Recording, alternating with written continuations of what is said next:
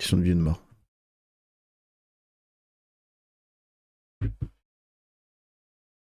Yo les gens, j'espère que vous allez bien. Moi ça va tranquille. Vous avez passé un bon week-end. Moi ça va. Tranquille quoi, tranquille. Ça c'est bon. Tonton Cog, il est là. Parce que j'ai tout préparé. Il pas de temps. Hop, hop, hop. C'est tu pars. Ouh, le beau cheval.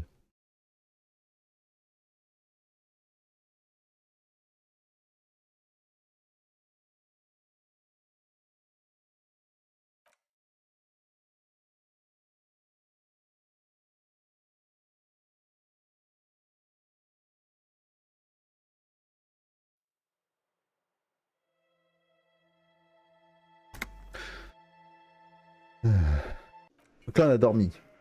Ah oui c'est vrai.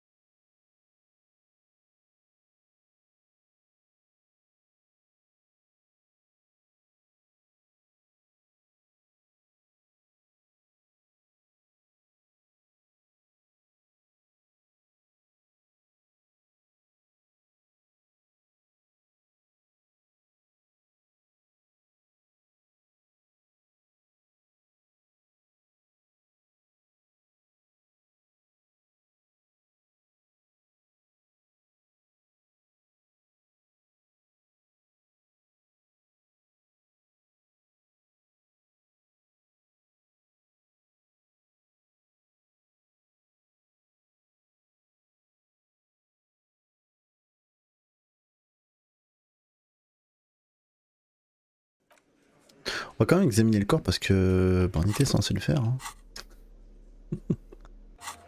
Il pas trop de rien.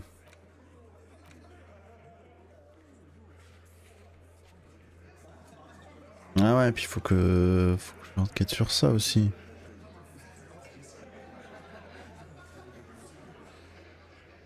On va déjà aller voir le cadavre.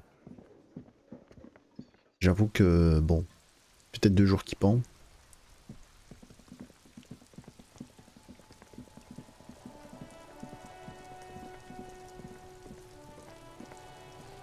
Là du coup il nous faut Pique-Biche.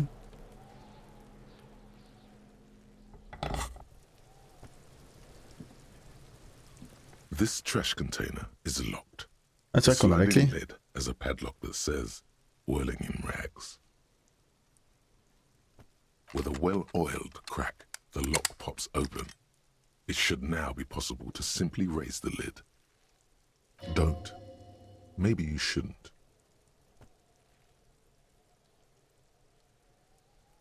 There is, but you won't like it. Sweat forms on your brow. Your hand is still on the lid. The smell of rotten food rises to greet you. You see soggy cartons, dirty rags, and organic waste. We're just in time. This hasn't been emptied for over a week. You see milk and egg rest with one broken egg in it. Some pasta wrapper. Picking up the soggy packages somehow feels familiar. A box falls into pieces in your hands. Batiste Soleil cereal. There are plastic pasta packages below, and turbo noodles. Nothing of note, however. Among the threadbare kitchen towels, something catches your eye. A pair of denim trousers. As the legs of the slime-covered jeans begin to unspool from the garbage, a rank corpse smell fills the air. The victim's clothes? Cadaverine odor is faint. If these belong to the deceased, they were removed when he was still in the early stages of decay. Drop them in here, officer. Guitar marked blue jeans. Pockets empty or emptied. He wore them with a belt, too, a white belt. The loops appear stretched, but the belt is missing. That's it. Do you see anything else in there? I have another bag here. Something slimy catches your eye. A drab, long-sleeved shirt, olive-colored, appears from the food waste, dripping with pus. This is a military-type overgarment. No label or serial number. This is the kind of rib-knit shirt that's worn over light armor to conceal it in an urban scenario. Anything more? The rest of the rags are just kitchen variety waste. A yellow old mug that catches your eye. But other than that... All right. We should go to Gart again and ask if he knows who put the clothes in the trash. It could be as simple as someone from the hostel cleaning the yard. Or that one. I'd advise against confronting that force. The fuck's he on about, kids? You hear that, Kuno? He thinks you're an infant or something. See? Not really. All we know is the victim's clothes are in the trash, the lid was locked, and his establishment had the key. It's just a small loose thread. The lieutenant nods, then looks back into the trash container.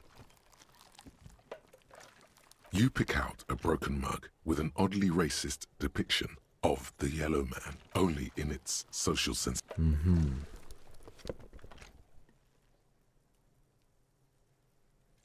The container sounds a muffled gong.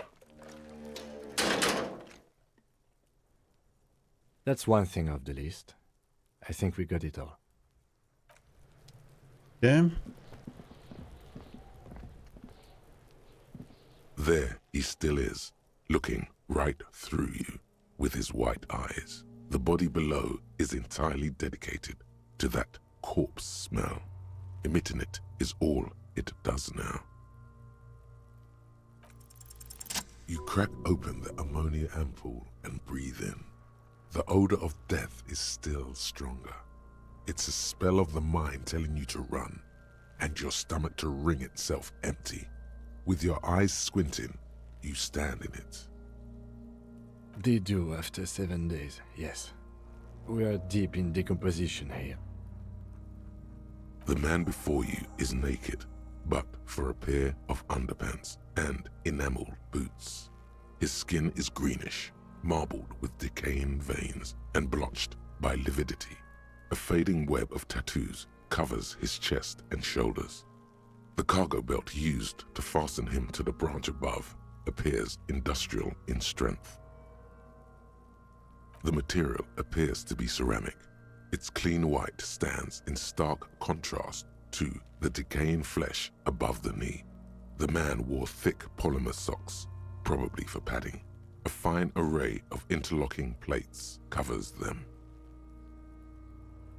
Delicate and fragile, they feel alien to the world around you, out of place somehow. They're armor, no boots. Technically speaking, these are sabatons. Ceramic plate, zirconium dioxide most likely. This is where the make would be. Under the heel, fair weather model T500 VE. I'm guessing that's vitreous enamel. This is advanced stuff. Piece by piece, he's been out here for 7 days. It would be odd if they didn't. We should keep a lookout for these pieces. The armor could yield information. This is one thing he might actually know. If you wear those pieces, it will help me protect your mortal coil.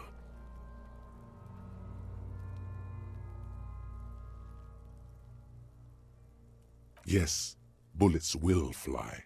They always do. And the coil is fleshy and mush and permeable. Cast it in ceramic shell. Resist death. No, I think he had something precious underneath the clothes. They had to remove the jeans and shirt we found to get to it. And this kind of armor is often worn under fabrics.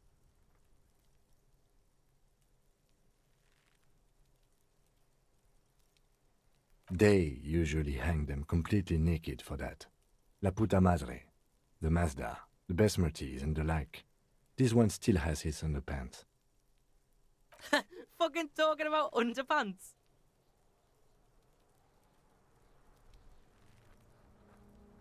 It is. It's expensive. We've requested similar material for our tactical units for years now. The constabularies deemed it too costly. In that time, we've lost 6 men to semi-automatics. For a full set, about 4 years of wages. As a wage, it's regrettably small, but for a piece of hardware, yes, that's a lot. That's for us to find out. My initial report on the area suggests he was a security guard for the harbor company, but that's just hearsay. Just something I scraped together from my station. An area report on Martinez. I'm sure you did the same. He's not actually sure of that. He's just being tactful.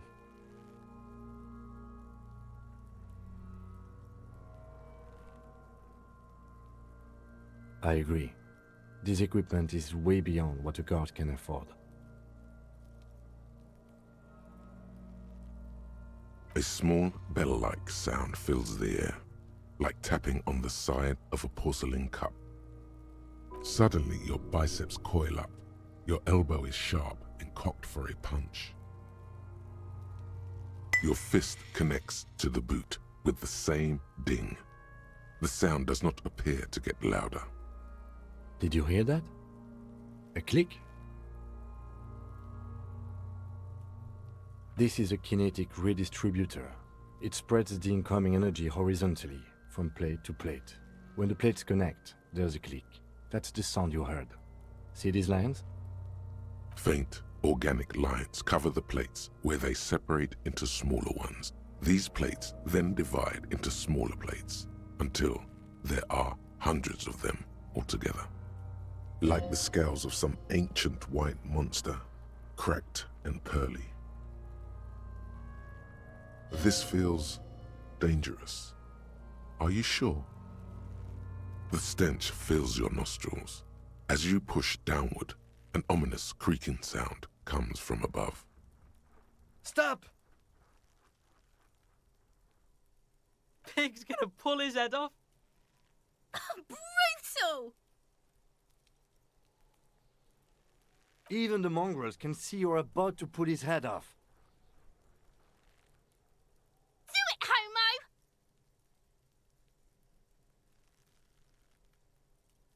Stop obsessing about your sexuality, officer. You are about to seriously compromise the coroner's case. What are you trying to achieve anyway? Why are you hanging on to that boot?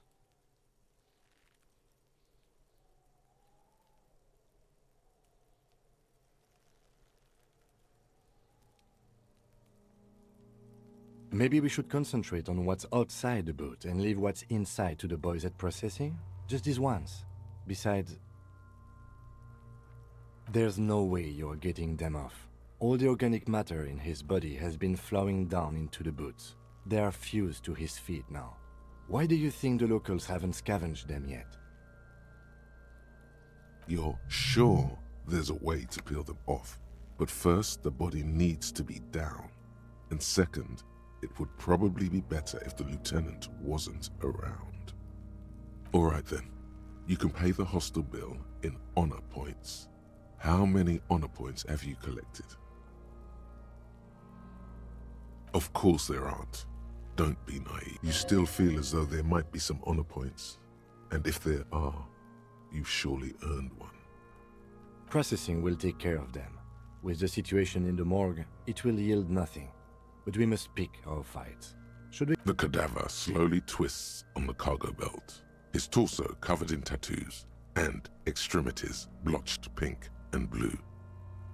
The hangman's knot is pulled tight by the weight of the corpse below.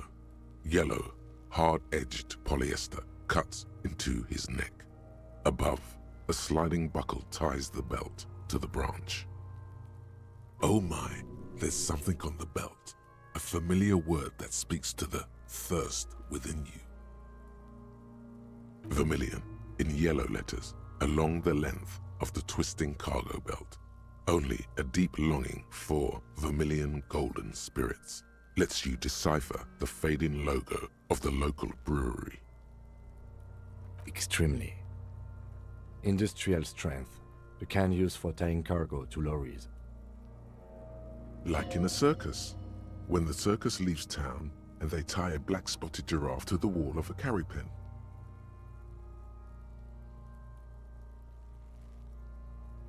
Yes, it looks like they use whatever was on hand, paying no attention to not incriminating themselves.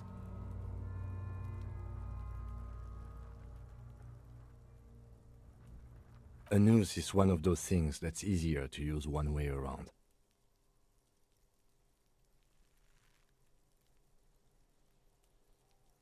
I think they lassoed the branch, then pulled on the belt, buckle closes. It's what I would do. Seems easier than climbing up there. I'm still approaching this as a lynching, yes, motivated by the ongoing strike. You? No, you feel like it was something else. But what?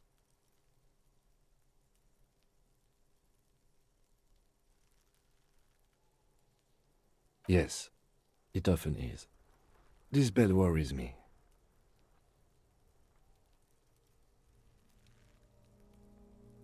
It's not merely polyester, it's steel reinforced. See these lines? This is where the wires run. I see rabbits for more than 20 strands.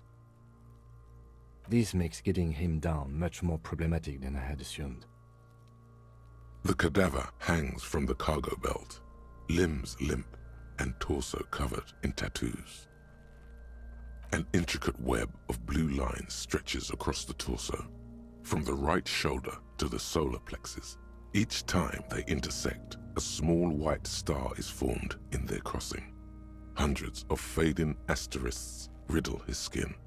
Their concentration is highest around his heart. His corpse is marked by stars. alcohol, and heartbreak. Your fist clenches suddenly.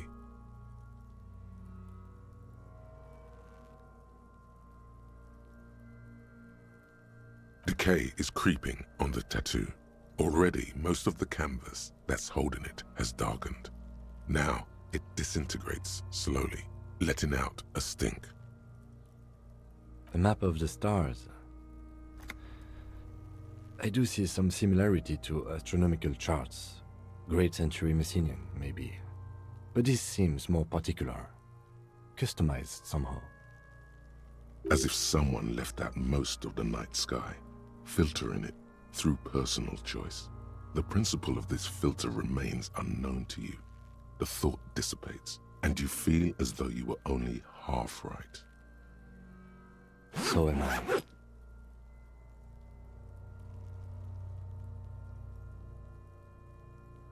He takes a thin piece of milled aluminium from his coat pocket and pulls it open. Sounds like a sword being unsheathed. A small lens appears, some sort of camera. A Trigger Sunshine. Mini. Shit, Kuno! What the fuck is that? An instant color camera.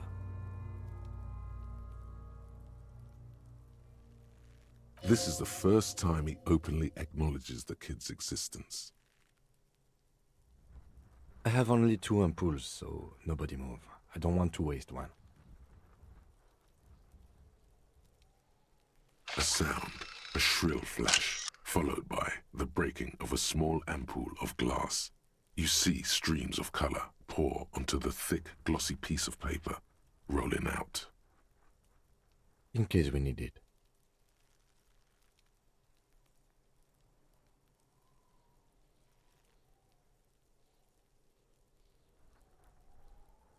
Yes, it is pretty cool, isn't it? It contains insight to the victim's person. By his build, I'd say this was a man of physical violence. The story he wanted his body to tell was important to him. It is his letter, to us. Someone should decipher it. We'll need to show it around. Sure, just don't lose it. The glassy-eyed corpse looks by, his mouth mute and his skin as colorful as the chemical rainbow on the photo paper, teeming with opportunistic organisms. His eyes are milky white and blind to the world, protruding comically from their sockets. There is no one home, just subaquatic terrors there. Dark brown hair grows on his head. His face is ready to explode from the organic processes inside. The death's head grin has passed. What remains is an unrecognizable mess. Underneath the curdled meat there is an expression, not carried on his features, but below, inside, an expression of pleasure. This man was experiencing joy at the moment of his death.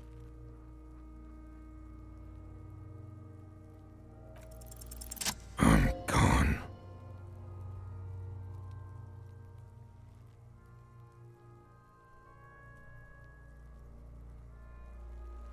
Into the wild pale yonder. In the past, way out in the west. I'm a joke. Look at me. A killer. A motherfucker. And a killer. Takes one to know one. Go ahead, Cobbo. What do you mean? It's the power of your imagination. Yeah, man! Don't be crazy! Inanimate objects and dead people can't really talk to you. Your wild imagination is doing this. Ask some more of those questions you love so much. He loves those. Because you're a copperoonie.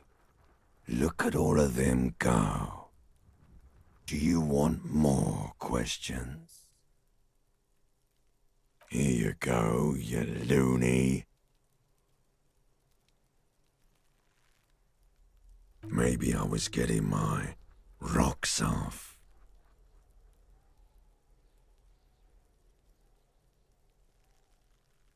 It's a mishmash, Copabolo. You think I'm Messinian, don't you? For you, this is how people from Messina speak like. Well, I'm not from Messina, am I? My hair is too light a shade of brown. Trust your inner racist. Yeah, well, he seems to think I'm also a racist, since I have tattoos and a military body build. It's called profiling. Do I look like an erotic auto-asphyxiation type to you? Captain Coppadromo, I fear we are drifting away, fixating on sexuality again. Let's go with a simpler question. Because you have. Fuck no. You're no Rooney. Listen to yourself. You're not a Raphael anything. You're probably just Harry or something. That's right. Harry. You might be onto something there. Do I remind you of someone?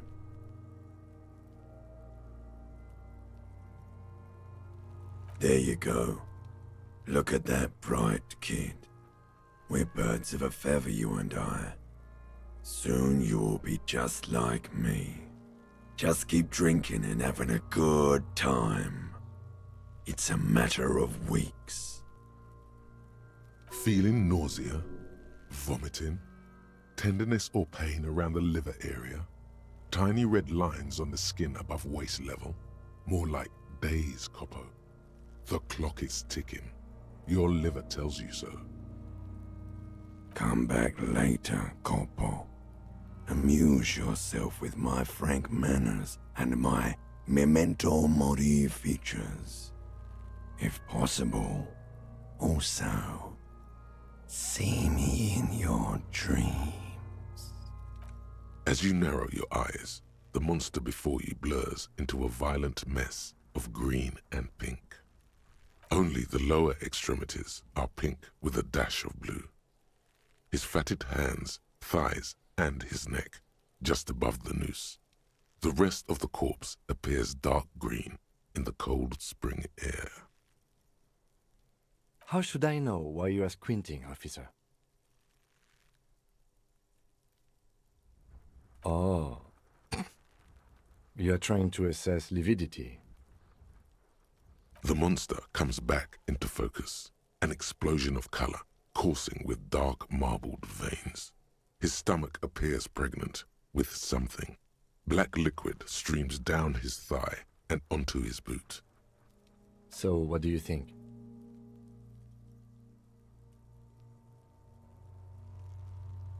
I do. Most of them are post-mortem. Maybe even all of them.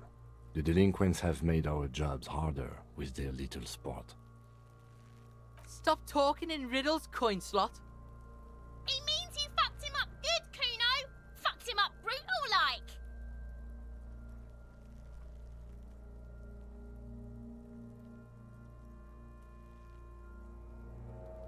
I think he was upright immediately after death. Blood has gathered in his hands and feet, and his neck. The noose acted like a tourniquet, keeping the blood in his head.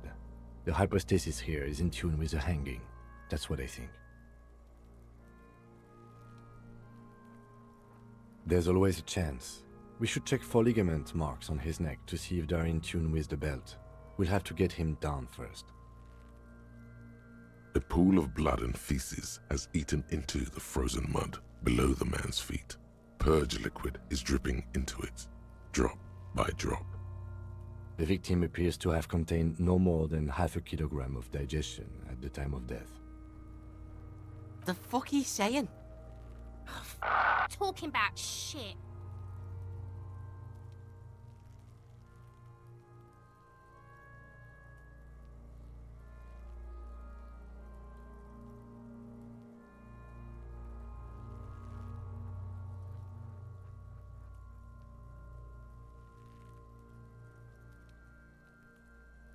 Maybe.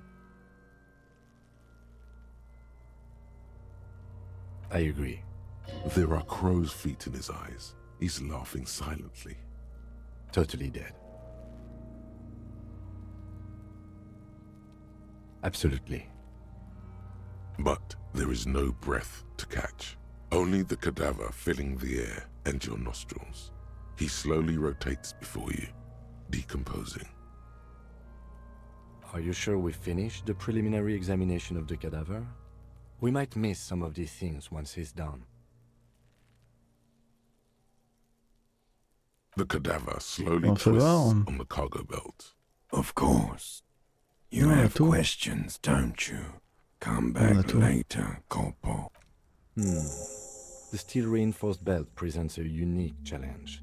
I brought chain cutters, but I don't see a good angle of approach to the belt. The cadaver is a good 1.2 meters up.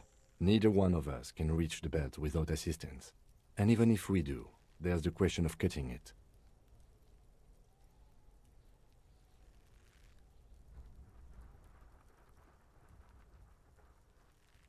Climb up there and saw the branch?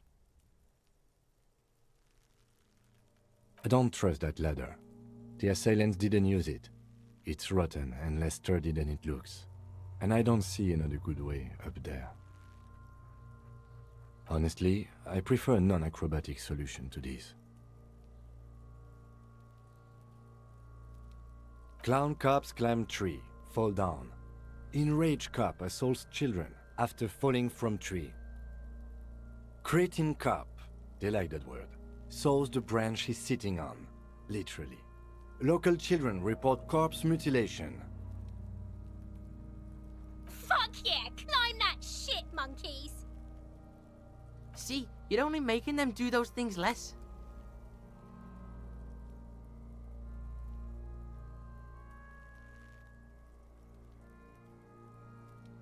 Yes, we should use acrobatics as the very last option, after we've tried everything normal. Oh, these have got to be the most fucking boring mulka parts I've ever seen. Someone else? You mean like the police? Someone already did. You know who came? We did. Because we have made bad life decisions. I know it's hard, but I assure you, the others won't come to help us. And we have a growing sanitary concern here. We need to get him down, fast. Yeah, bang bang time, pig, shoot his head off. How?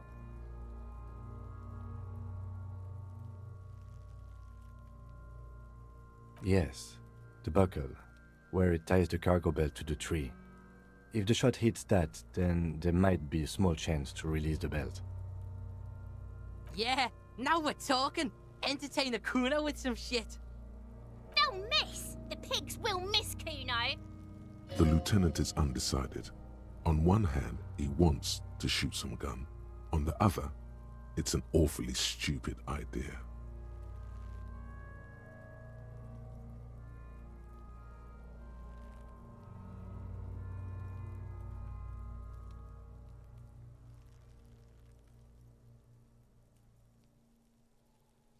The lieutenant's brow is furrowed. He appears too deep in concentration to even notice what you said.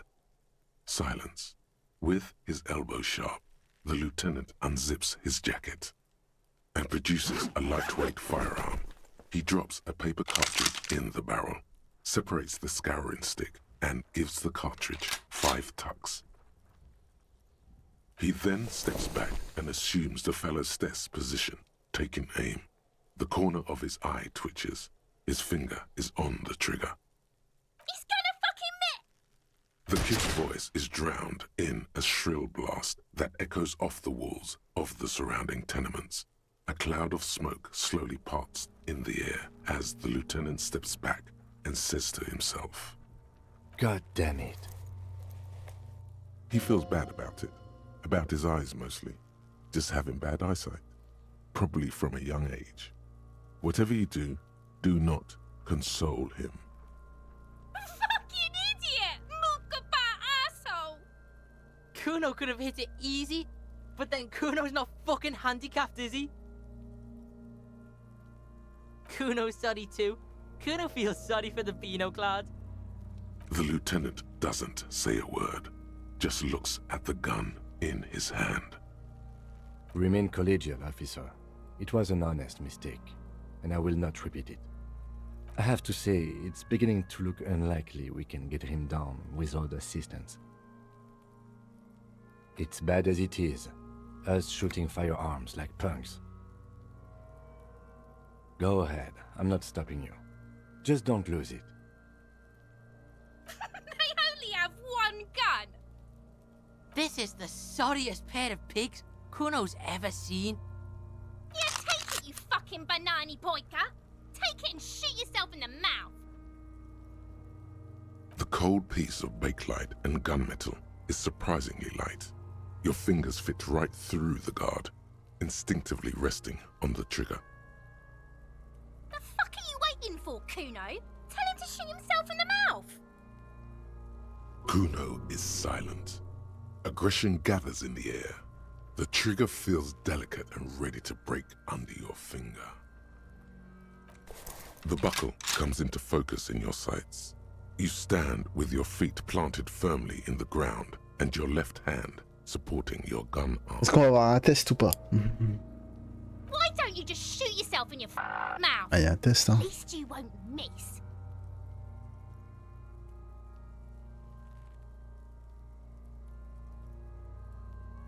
Or what?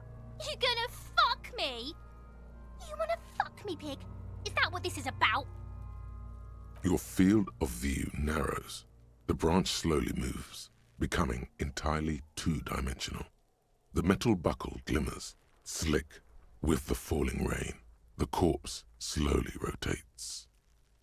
As you wait, your breathing slows down. Some mosquito-like organism buzzes in your peripheral. Look, he's crying. You gonna cry now, fucking faggoty?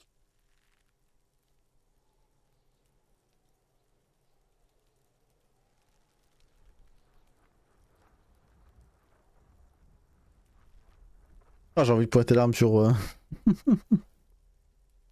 va pas le faire.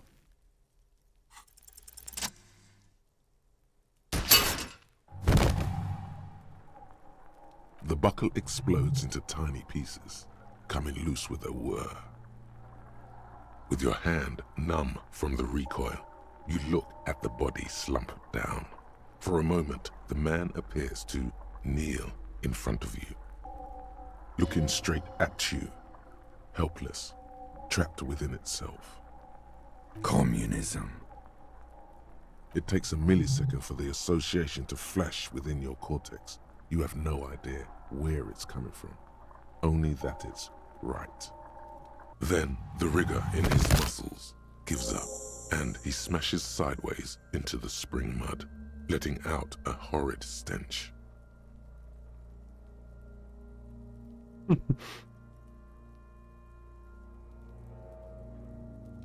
Ace is high. The Ace is High, a custom invented by the aerostatic brigades during the revolution, is used to celebrate success in Revachol, especially in sports. The gesture has spread across the world, despite the defeat of the revolutionaries themselves.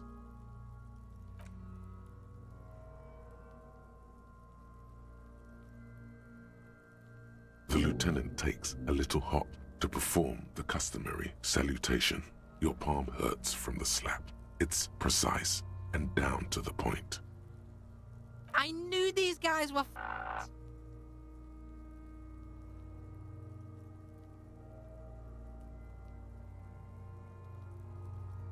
We will perform a field autopsy and determine the cause of death. But before... Excuse me.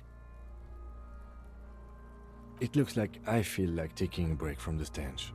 I'm sorry to interrupt the jubilations here. Just a little breather before we do the autopsy. I would suggest we interview Everett and Joyce, the leader of the union and the Wild Pines rep, but we've already done that, so it's up to you, detective. Take us where we need to be. He trusts you have plenty of things in the task chain lined up. Ah ça, pour être plein c'est plein. Hein. Attends, on a quoi à faire? Oh là là. On a le Vélup.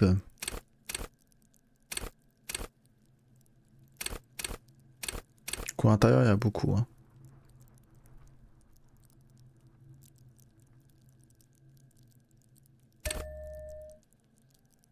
Encore un niveau.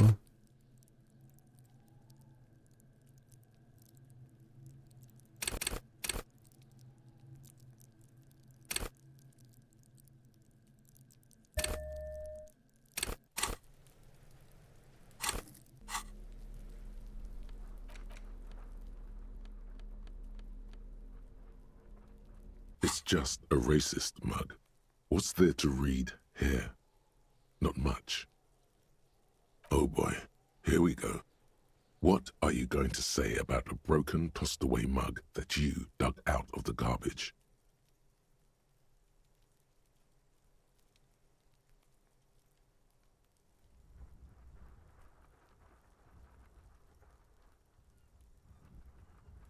So again, you dug it out of the trash. Why? It wasn't going to offend anyone there. Why don't you just get back to your case? An intricate web of blue lines stretches across the torso of the hanged man, from the right shoulder to the solar plexus. Each time the lines intersect, a small white star is formed in their crossing. Hundreds of fading asterisks riddle his skin. Their concentration is highest around his heart.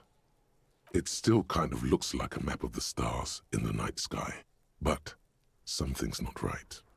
For you to discover, you've gotten as far as you will without assistance. Someone close to the victim might know. Gone. Ok, ok.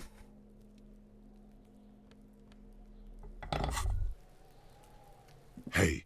Psst. Psst. Hey. Yes, you.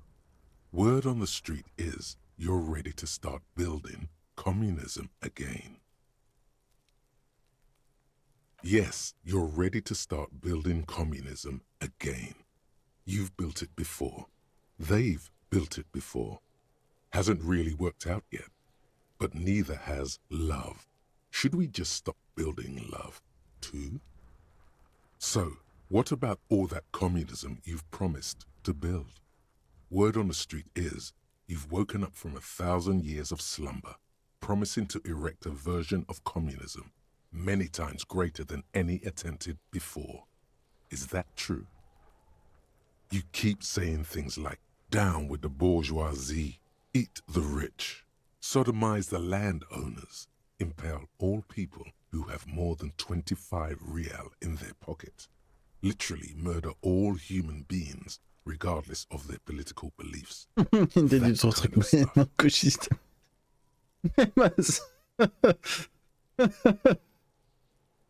Allez. Oh yes, the mask of ambivalence. Don't deny it. You're about to rip it off and reveal the monstrous seven-eyed lamb of global communism that would devour and masticate mankind. Everyone can see that. So tell me, do you have any questions before we fire up the big communism builder? Or do we get right down to it? Oh yeah, get the firing squads and the animal wagons ready. Too late to back out now. You can't make an omelette without breaking a few million eggs.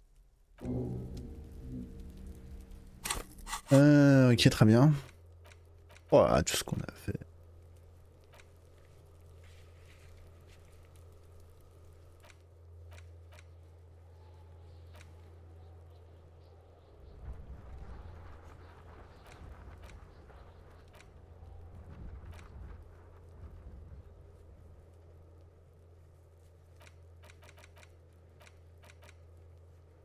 Bon, on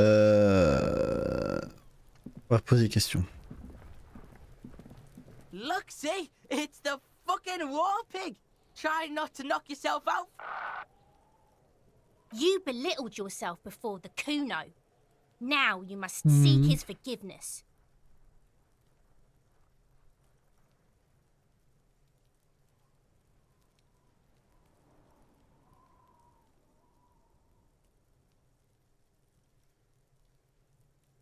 Whoa, whoa! What's this psycho shit? You're gonna pretend like nothing happened? He's trying to forget it, Kuno. Don't let him forget it just like that. Reminisce with Kuno. First, you try to fiddle this, then you punch yourself in the face. What was up with that? Yeah, Kuno, what was that? How are you gonna make Kuno forget that shit, huh?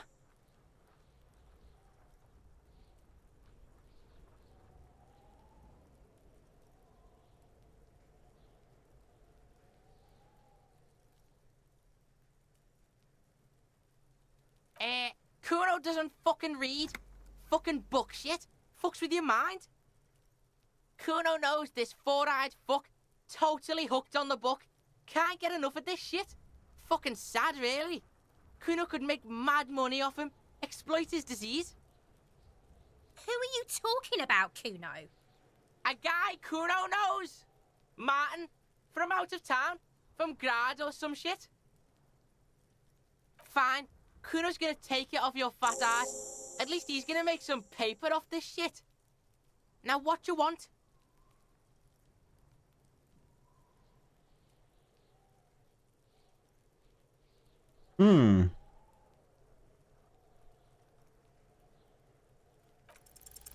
He's on your crime scene, bossing you around. And he's been here for some time too. This is where he hangs out. You have to get more out of him. He could be useful.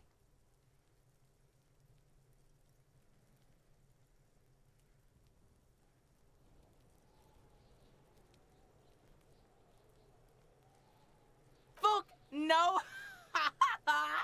What are you? Fucking mentally handicapped? Kuno, they've almost made you a snitch now. Ease off, see? Kuno always takes the bullet over the hammer.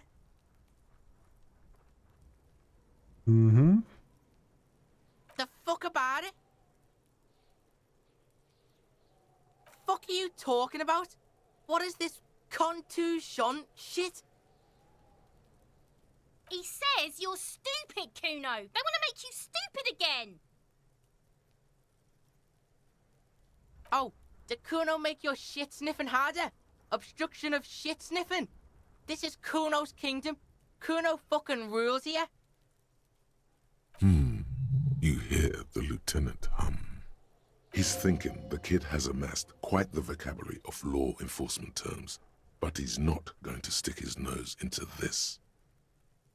Me and my partner are wondering, do you guys puff Peter? Kuno erupts into laughter, pointing his finger at you, then Kim, then back at you. An unfortunate choice of words, the lieutenant from Precinct 57 thinks. He looks at the harbour walls looming overhead. He could use a cigarette right about now. Kuno doesn't give a shit about the armor. Kuno's fuck gimp's got one big thing wrong with him. He's a fucking mutant. Look at him. Fucking growth hormone shit. He's a giant. The armor's too big for any man. Kuno doesn't give a shit about that freak armor. Kuno threw that shit away. Oh, come on. He's just pretending that he doesn't care because he's too small for the armor. Get the fuck out of here trying to fuck on me with that midget shit. Kuno's 12. He's huge. What are you? Fucking 80. When Kuno's 80, Kuno can fit 4 of you in Kuno. Fuck out of here. Trying to fuck on Kuno. Fuck out of here. Kuno tried to get the helmet on. It was too big. Kuno kicked that shit in the sea, rugby style. That shit means nothing to Kuno. Yeah, that shit means nothing to Kuno. Kuno doesn't give a shit about material shit. Kuno's a fucking monk. You wanna fuck on someone about that armor? Go fuck the mustached union fuck. The jolly troubadour shit at the gate. Yeah, cock and boot.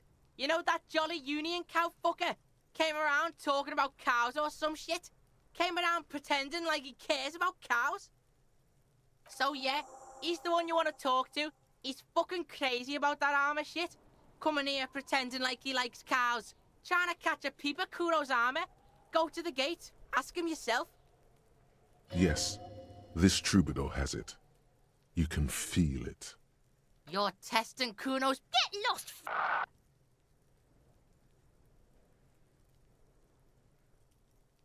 Yeah? The kingdom of Kuno? The fuck do you want with it? Yeah, Kuno doesn't know shit about that. That shit is beneath Kuno. Listen, listen. Kuno doesn't care about this small-time shit. Just listen. Kuno saw what you did there, dumpster diving. Sad shit. Kuno could hook you up with some sweet rags. Shit like Kuno's wearing. Your size, good price. 500 real.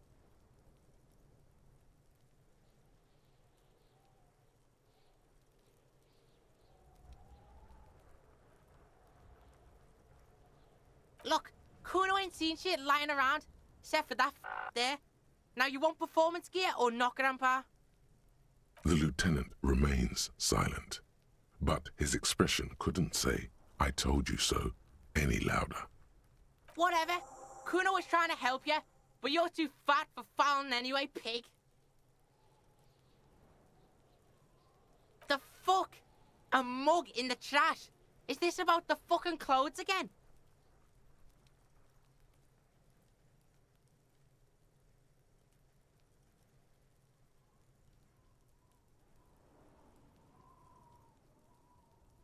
Yeah, Kuno sees where this is going. Kuno's got that fast brain. You saying you pigs are after the mug fucker, 'cause he's the clothes fucker? I can't hear you, Kuno. Speak louder, Kuno. Shit, that's tense. Someone's going to the beat-down basement, huh? Mug guy gonna get tied to the radiator. The kid may have something there. He's already come up with an interrogation technique too. Kuno doesn't know who put that shit in there. And if he did, he wouldn't squeal. But if you find out, maybe... Stop turning into a pig, Kuno. They're trying to get you hooked on the snitching. Get away from my Kuno. Yeah, get your bacon shit away. Kuno doesn't like to be seen with the popo. Get your shit done and out of Kuno's face. Yeah, whatever. Kuno doesn't give a shit. You found Kuno's secret door to Kuno's secret shack. It was closed for 5,000 years. How the fuck did you get in? Shit.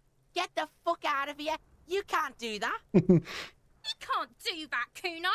He's trying to fuck at you again. Pigs can't displace. Can't do that teleport shit. How did you like it in there, pig old boy? Kuno's got a lot of cool shit there, right?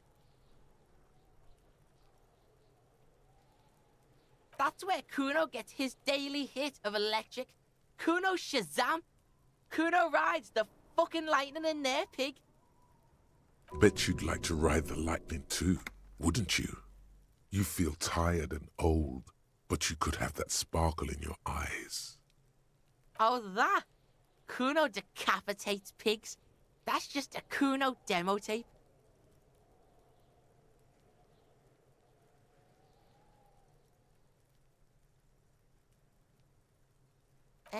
Yeah, to the both of you, watch your ass in Kuno's town, or Kuno's gonna fuck your head off.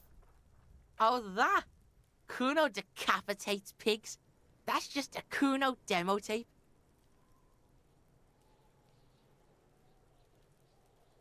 What? What is this shit? Fucking on yourself. This is weird level shit. Kuno doesn't go there. Je le rends fou. Fuck your shit back to normal. What is this? It's a vitamin, pig. Don't you know anything?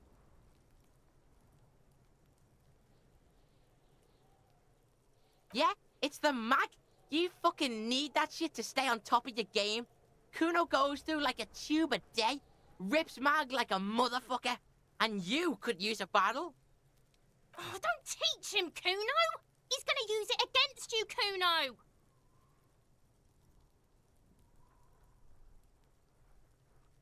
You're not getting this, Pig. It completely takes away the hangover. It's like you didn't do anything. Like you stayed home playing with your choo-choo. Fuck you, Pig! Don't do mag! You're gonna OD and you're gonna fucking die! Good call, Pigmeister. Don't come and talk to Kuno about his kingdom. Kuno doesn't...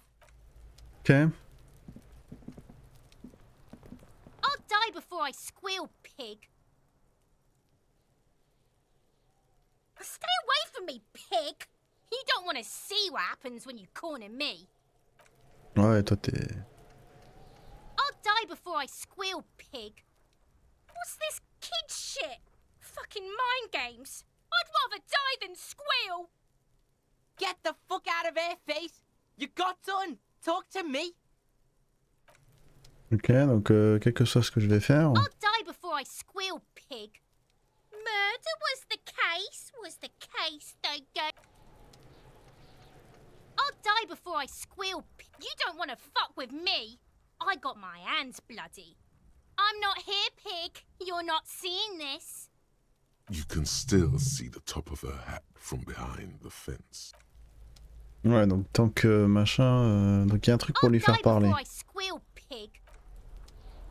On examine le corps.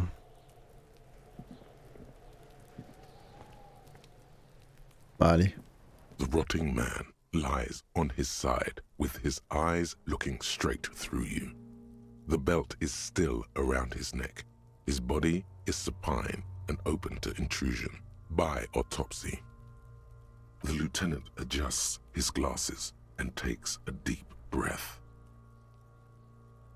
Come on, officer. You know what a field autopsy is. You've done 100 of them. Unfortunately, no. They are better than nothing. Tell you what, I perform the anatomical side of things while you will take notes.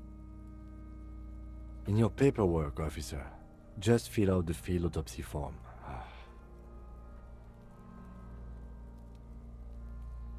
You've lost your paperwork, haven't you? Fucking runkari!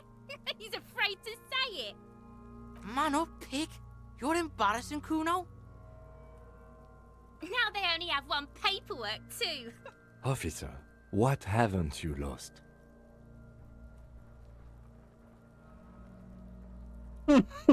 Good. Otherwise you would only have one shoe now. I can give you my paperwork. There's an autopsy form there. Several actually, but only if it helps move things along. Yeah. Yes, well... It's okay to cry, runkari. Right. The autopsy form is near the end.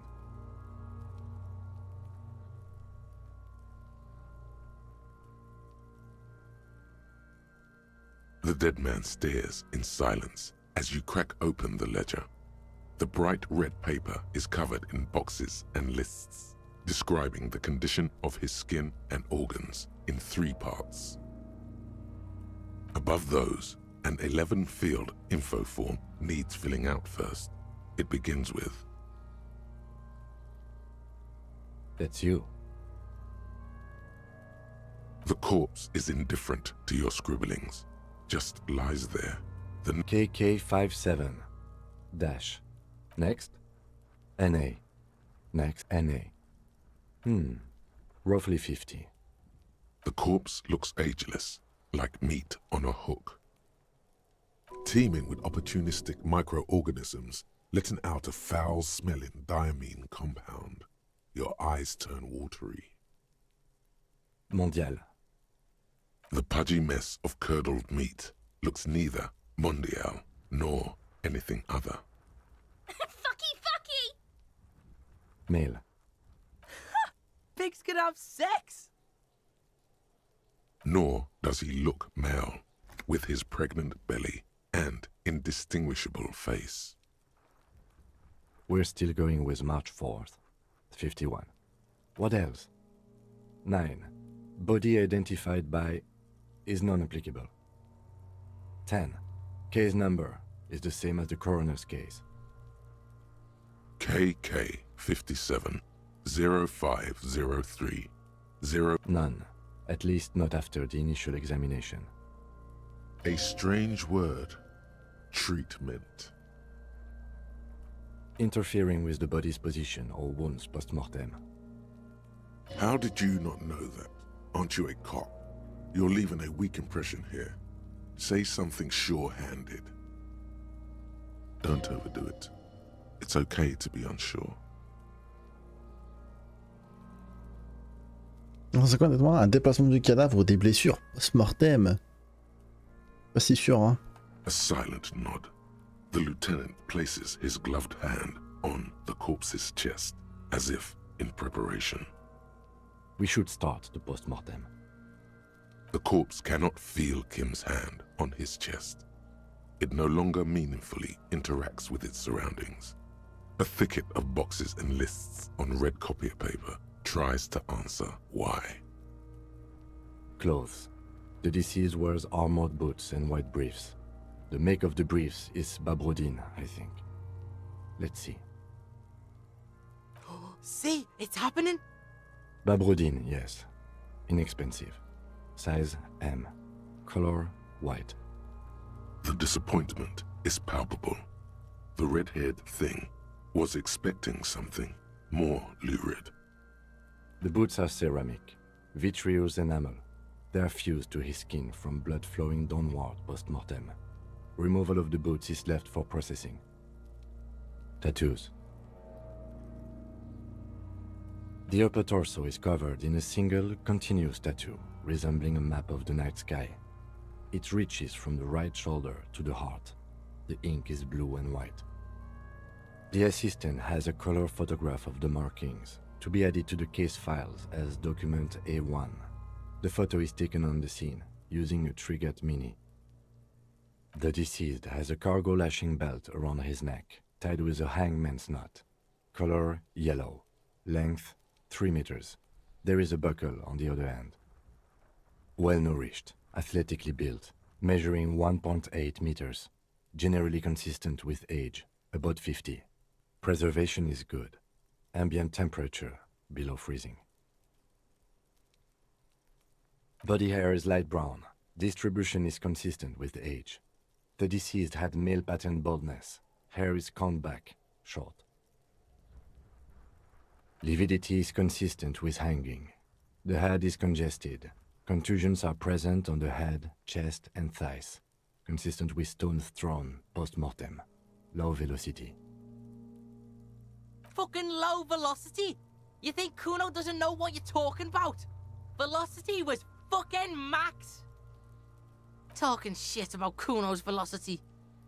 In addition, there are bite marks on the face, scalp, and chest, consistent with predation.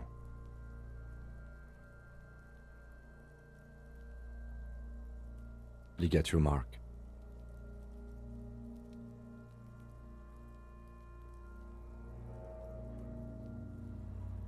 The steel wiring. There's too much of it.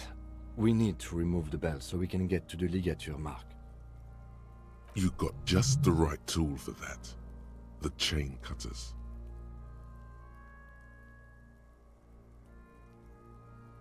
Always good to think ahead. Now, we need to cut the belt to see the ligature mark below. Carefully, with as much precision as you can.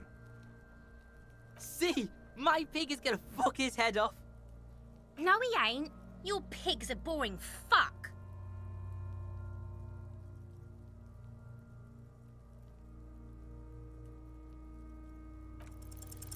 You jam the Quoi? cutters right under the Mais knot. non. That seems like a smart idea.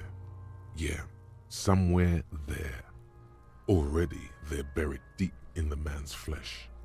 Then you rotate them to get a better hold. Then... Yeah, fuck him. Fuck that faggoty. Corpse fucking time. Told you my pig was hardcore. I should have a go first. I think I have a strategy. He sinks the cutters into the knot, preparing to perform the cuts, with his elbow to his knee for precision. Yes, that's much better form than you had. Snap. The knot is slashed. Another cut and the belt falls apart like a flower bouquet, revealing the dead man's neck and the dark red ligature mark around it. Here.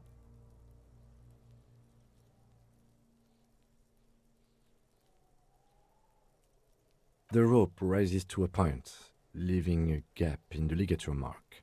The suspension point is in the back of the neck, on the nape. As it ought to.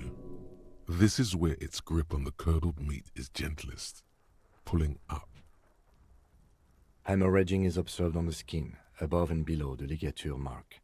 The mark is well pronounced, consistent with a drop from 1 or 1.5 meters.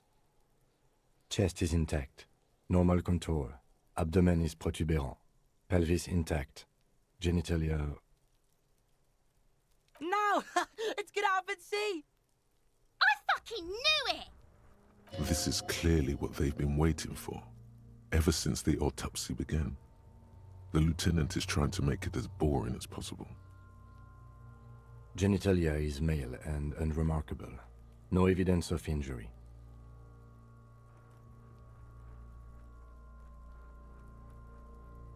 Ah yes, your hunch before. We can have a semen analysis requested from processing, if that's what you meant. Just write down that we request an analysis. The corpse with his pants down does not have an opinion on the subject. All he has is genitals and a deathly odor. The dead man's penis is average-sized, congested from the downward collection of blood. The testicles are uneven in length, hanging underneath. The genitalia is greenish. Marbling is present around the crotch. You should touch it. Back is symmetrical and intact. Upper and lower extremities are intact, but asymmetrical. There are combat injuries on the right hand, thigh, and hip. Bullets have bitten little pieces out of him. It must have been excruciating, especially the hip. Before you is a temple of pain that knew little tenderness in life. In addition, I see smaller, residual scars, too numerous to count, covering about 30% of his skin.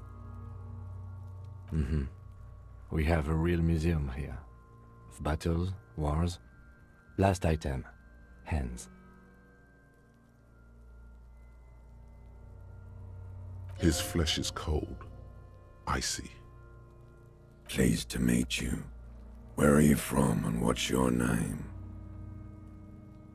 I'm only fucking with you. I know where you're from. From Cappadocia. And your name is Il Corbo. What can I do you for, Il Corbo de Cappadocia? You get me, Kobo.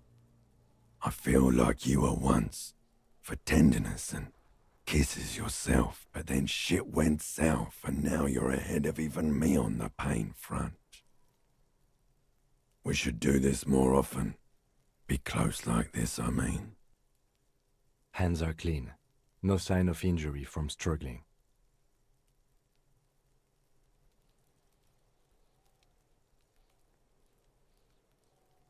I was. Maybe I'm just not seeing them. Honestly, this stench is making it hard for me to think at the moment. Ooh. That's all for the external. Well done. What next?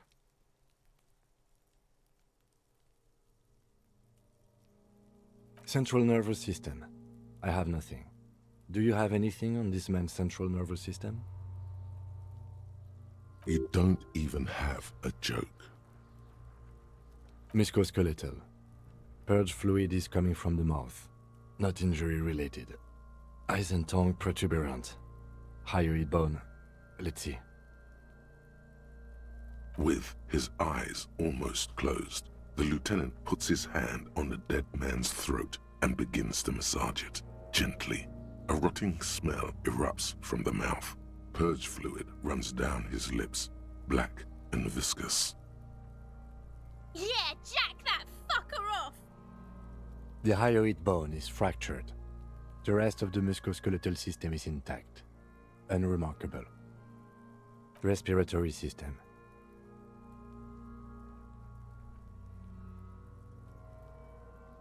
Oral cavity shows no lesions. The victim has received dental implants, possibly after a combat wound. Mouth swollen, hemorrhaging present in mucosa of the lips and mouth. From here, it looks as though the clown-faced man is screaming. The tendons of his jaw are torn apart. Hyoid ripped from the force of the lieutenant's hands. No scream, no sigh of relief rises from the darkness inside. It's humid there. Sickly sweet air, unlike anything living. You feel like you're about to throw up again, straight in that mouth of his. No, you don't. You can keep it in. You can keep anything in. You manage to suppress the contractions trying to enter your stomach. All it takes is concentration. Through it, you see nothing but darkness. More meat and darkness. There are ancient mysteries down there, Kobo. Ask me later. Hemorrhaging present in mucus. Hepatobiliary, Na. Are you a hepatobiliary expert? Same for toxicology and serology, Na. Cardiovascular. The body exhibits heavy lividity. Blood has gathered in the hands, feet, and neck. Hypostasis is visually consistent with the hanging. Gastrointestinal. Digested semi-solid food in stomach. Voilà.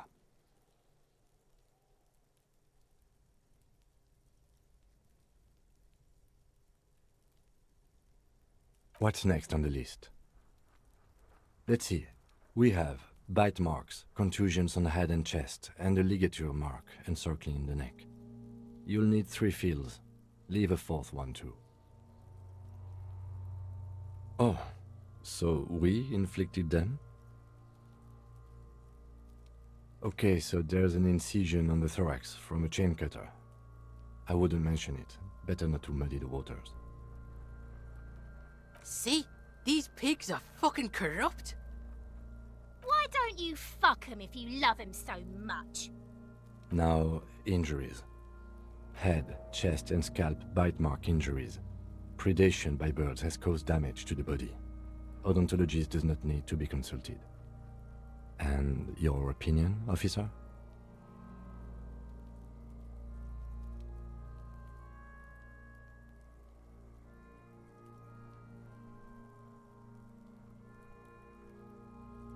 Agreed. Next injury?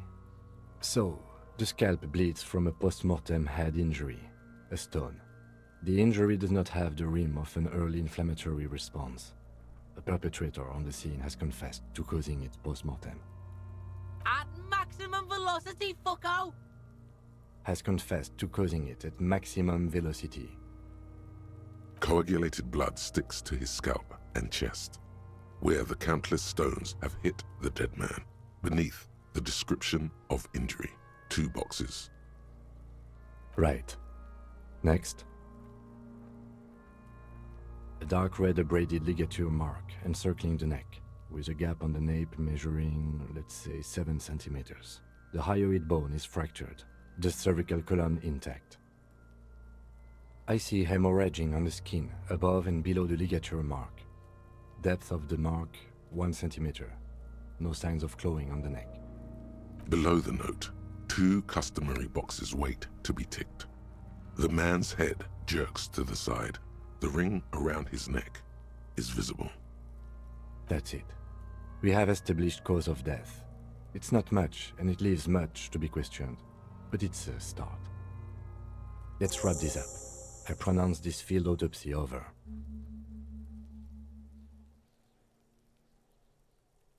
Well, we established probable cause of death. Some would say that's the goal of an autopsy. We requested a test to be run on the genitals. That was the règle. The results should arrive in a couple of weeks if we are lucky. I will not hold my breath. We were thorough with the list of injuries too. We described them all in detail. What is there to say? Given the circumstances, it was a professional field autopsy. Oh yeah, well done, Master Detective. Maybe a drink is in order? Now, you see, that worries me. You will die if you drink. You know that, don't you? You are proving a useful detective. The organization would miss you. Please get yourself together. The lieutenant from Precinct 57 thinks. Now? Now we put him in a body bag and I drive him to Faubourg for processing. The lieutenant looks at the dead man one more time, then at his notebook, then at the corpse again. He's thinking, did I miss something?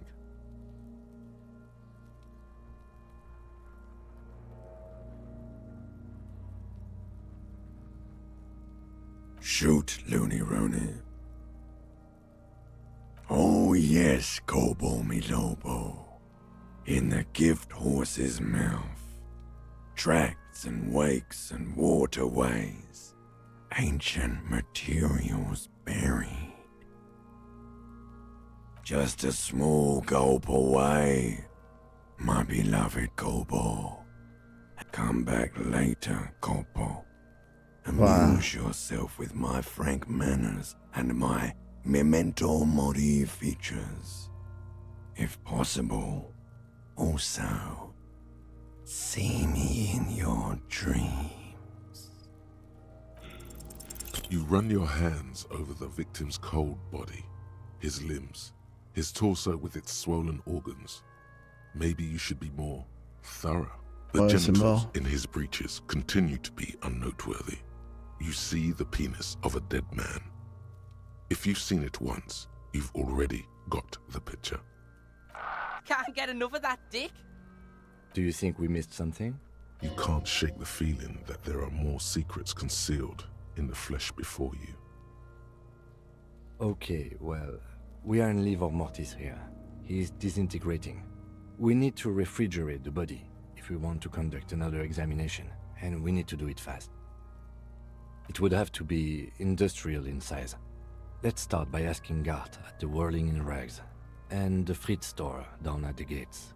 If they don't know, but only if all else fails. Fuck are you looking at, Beano man? You want a piece of the Kuno? Wanna get fucked? Only if all else fails. This is one task we cannot sideline. With every hour, whatever we are looking for will become harder to find. Ok. Lonesome, long way home. Here we go. Home awaits. Walk past.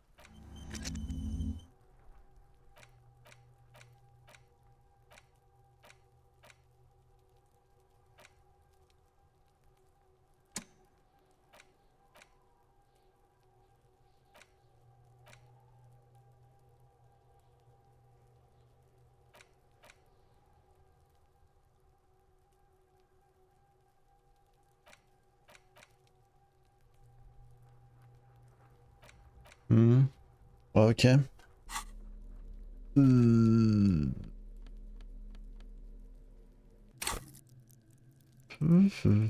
C'est vrai qu'on a un niveau.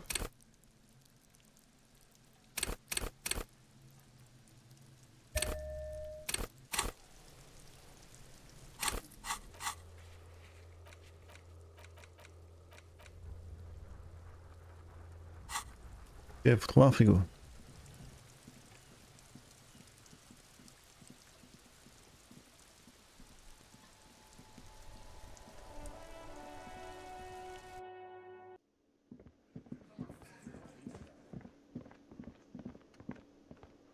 Can I help you? Thanks. I hope you found what you were looking for. How strange. I certainly didn't put them there.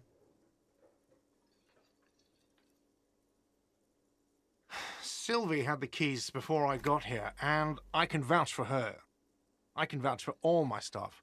None of us would tamper with the crime scene. The trash collection service, CS Municipal. I don't see why they would put anything in the trash, though. Ah, the elusive CS Municipal. I doubt we'll be able to track down who was sent here last and when. This will have to be one of those little threads that solves itself down the road. On Clinton Street, near the Boogie Street Diamond, a small truck rattles down an alleyway. It stops by a rusted trash container. Two men, their faces rough and swollen, jump out. They look at the container, despondently. CSM is written on their backs. Thank you anyway. I think fugue states are more your forte, officer. Yes? Yes. For the dead body. You want to put a dead corpse into my fridge, right? Flattery is the way.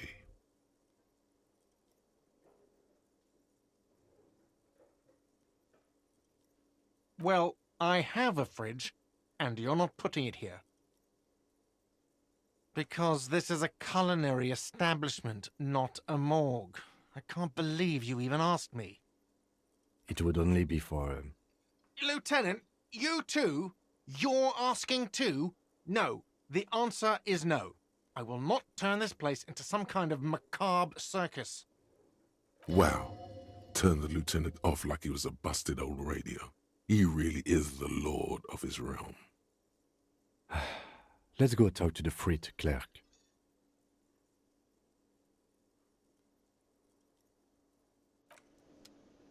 Ok. Attends, c'est où la map?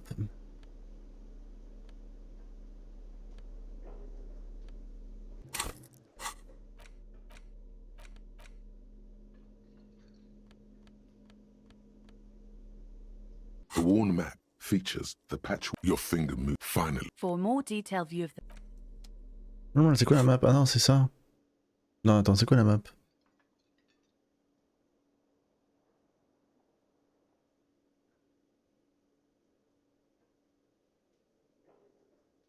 Non, mais attends.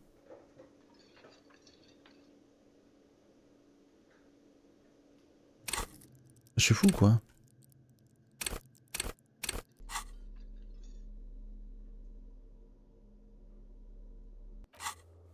Ah ouais. Je suis fou. I'm crazy, hein. Attends, il a dit... Attends, il a dit où déjà?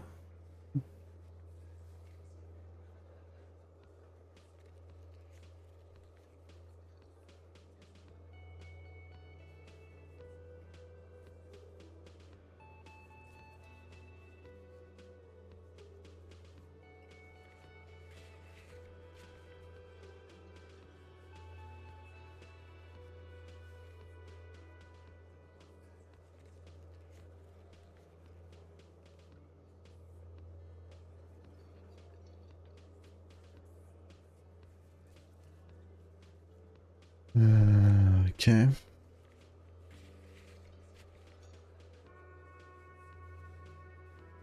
À la boutique frites. Ah oui, un frites avec les 3 T.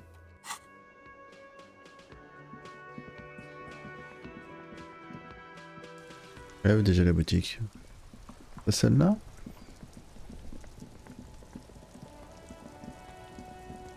Oh, qu'est-ce qu'il fout là, lui? Si, c'est ça.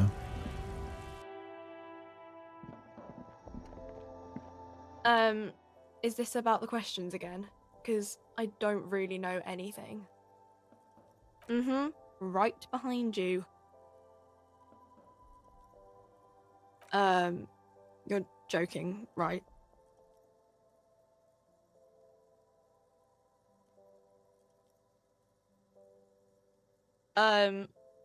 Okay. It wouldn't even fit, you know. Now that I'm looking at it, maybe a glass-doored fridge in a public grocery store isn't the best option for storing a corpse. Okay. Ok. Qu'est-ce qu'il veut, lui? Looking for something, Hunt? Come to tell me to fuck off again? Oh man, that's great. Look at that guy go. Haven't seen anything that funny in a while. God damn. Thanks for that, but no, it's not mine. Oh, not much anymore. I'm here to pick up some cargo, but the dock workers are on strike, so it's a sit and wait on your ass situation. Ça, bon, on dirait que c'est que des Français qui ont doublé.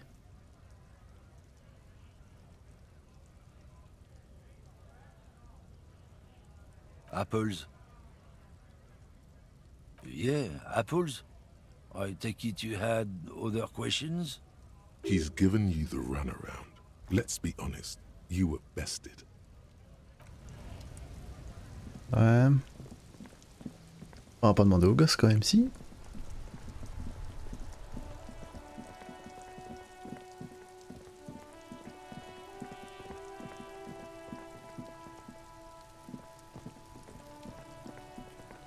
Fuck does Kuno care?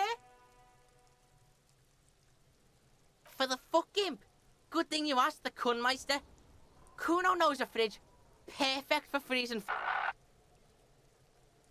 Bacon Man's in a rush. But what's in it for the Kuno? What's the return on Kuno's investment? Now is the time to be humble. Say the sir thing.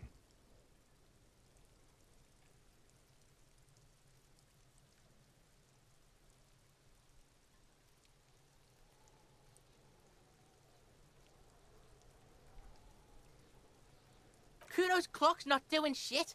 Kuno's got a fuckload of time. Don't believe him, Kuno. He just wants to use your fridge. Kuno's got everything Kuno needs. All civics and shit. You can't buy Kuno, pig. Kuno's already got everything. Kuno's a poor kid from a poor neighborhood. Say your job is on the line. He'll sympathize.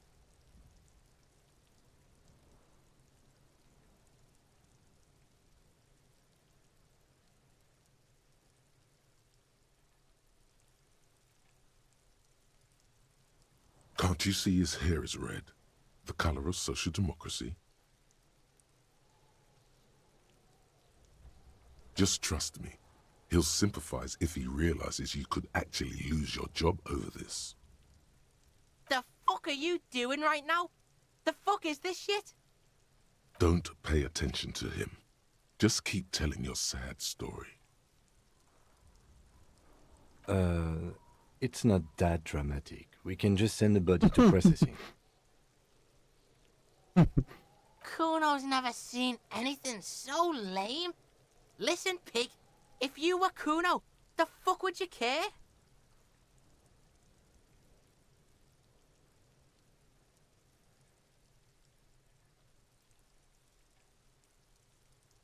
Stop shitting yourself in front of the Kuno. Kuno thought you were some kind of big shit. What is this? Why don't we go pester some other kids now?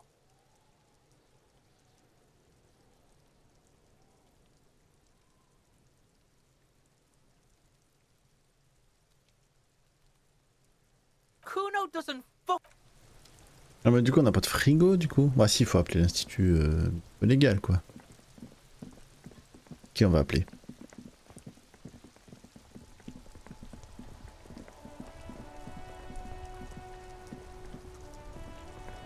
Inside, you see a set of steering levers, a radio microphone. This is Precinct 57. How may I assist you? It will take just a moment, officer. Her voices fade out into the familiar radio static. Gottlieb, what you want? He's carelessly chewing on a piece of hard candy.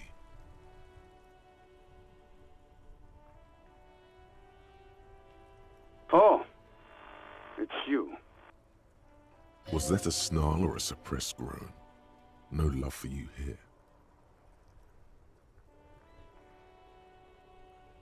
With all the damage you've been dealing yourself with drugs and alcohol, I'm not surprised.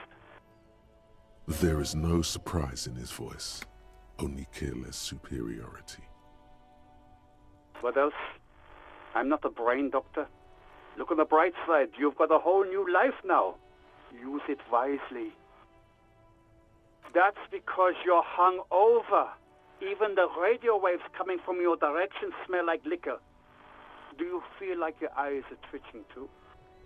That's the tiny vessels pulsating from high blood pressure, stupid officer. You might be sustaining permanent damage to your vision as we speak. Not much I can do about it. I'm not an eye doctor. The busy kind. It's not life-threatening, just annoying. For you, that is. What with your reputation as a sharpshooter? Me? I've got more important things to do. And you survived it. Congratulations. Are you mobile? Sort of, but by God does it burn in your chest. Even better. Anything else? I wouldn't worry about that. Officers your age have coronary trouble all the time. Also, death is a natural part of life. Firewalker?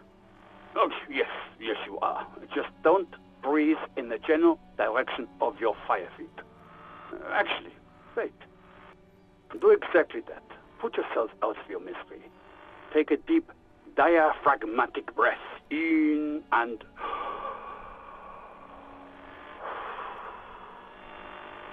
A glorious sight. Your body, tired from the vastness of the visions that haunt it, burning up in a flame fed by your own living breath. I'm the most serious person at the station, detective.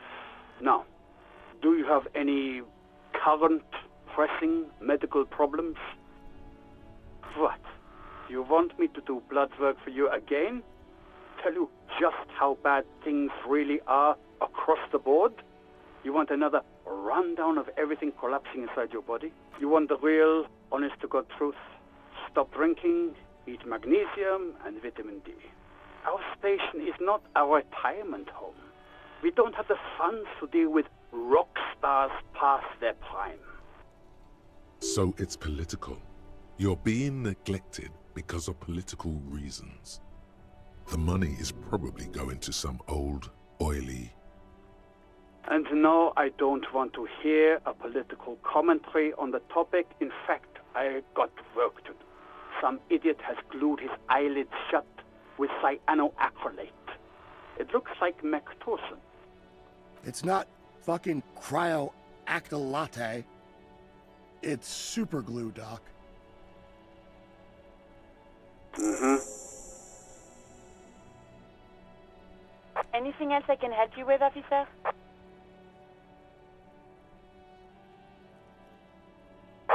Right. 10-4, come in. Fireworker, over. Wait. Before you say anything stupid, think it through. You're going to be looking at a straitjacket if you tell everyone you lost your memory. Be smart about this. Ask if he's there. 10-4, sir, I'm not hearing your question. Non, Understood, ça en sir. fait. Roger that. 10-10, over and out. This is precinct 57, of course. What is the number, officer? Yes, hold on. Her number is 005. Received. Hold on, officer.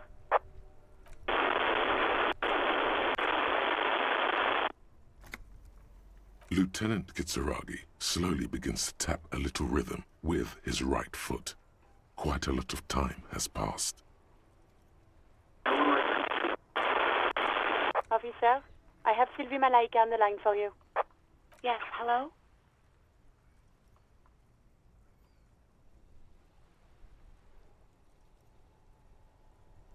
Oh, right. Hello, officer. What can I do for you? You can hear resentment in her tone. She's not thrilled to be talking to you again. There is no resentment in her tone. She wants you to ask her out. No question about it. You mean, why did I leave the bar? Honestly, I'm not really comfortable discussing it with you, sir. Let's just say I left because I needed to get away from someone. You know whom? You think you hear a sliver of accusation in her words. Don't be paranoid. She's obviously talking about someone else, not you. Maybe, I don't know. I just know I have to take some time off right now. No, not me. What? Of course it bothered me. But I thought the union already knew about the court. No one calls the police. The union would get angry. You know, what the union says goes. People listen to them and they take care of their own, which is like everyone here. Garbage.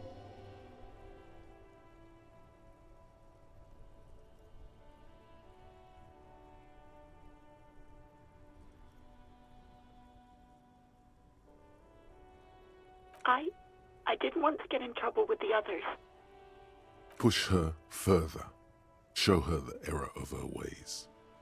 No, don't push her. It sounds as if she's about to cry.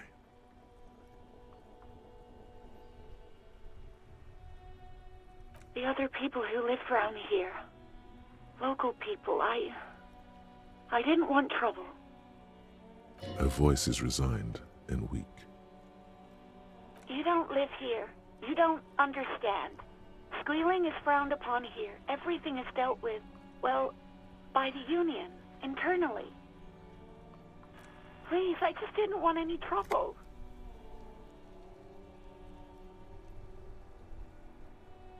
You do?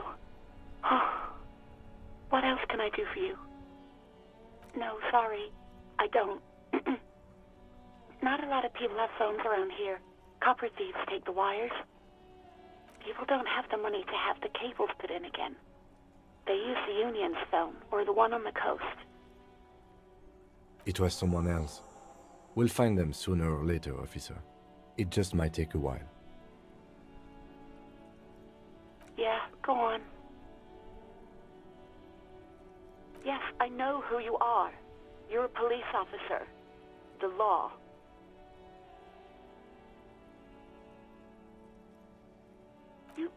You told me back in the whirling.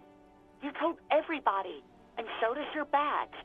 I don't need to hear about it anymore. Oh, no, I haven't, sorry. Real policemen have uniforms too, by the way. Where's yours? He's in plain clothes, voluntarily. It's different from not knowing where your uniform is. There are officers who wear the signature Perseus black uniforms to the highest ranks in the RCM and end up buried in them as well. Others do it more casually. Looks like you're one of them.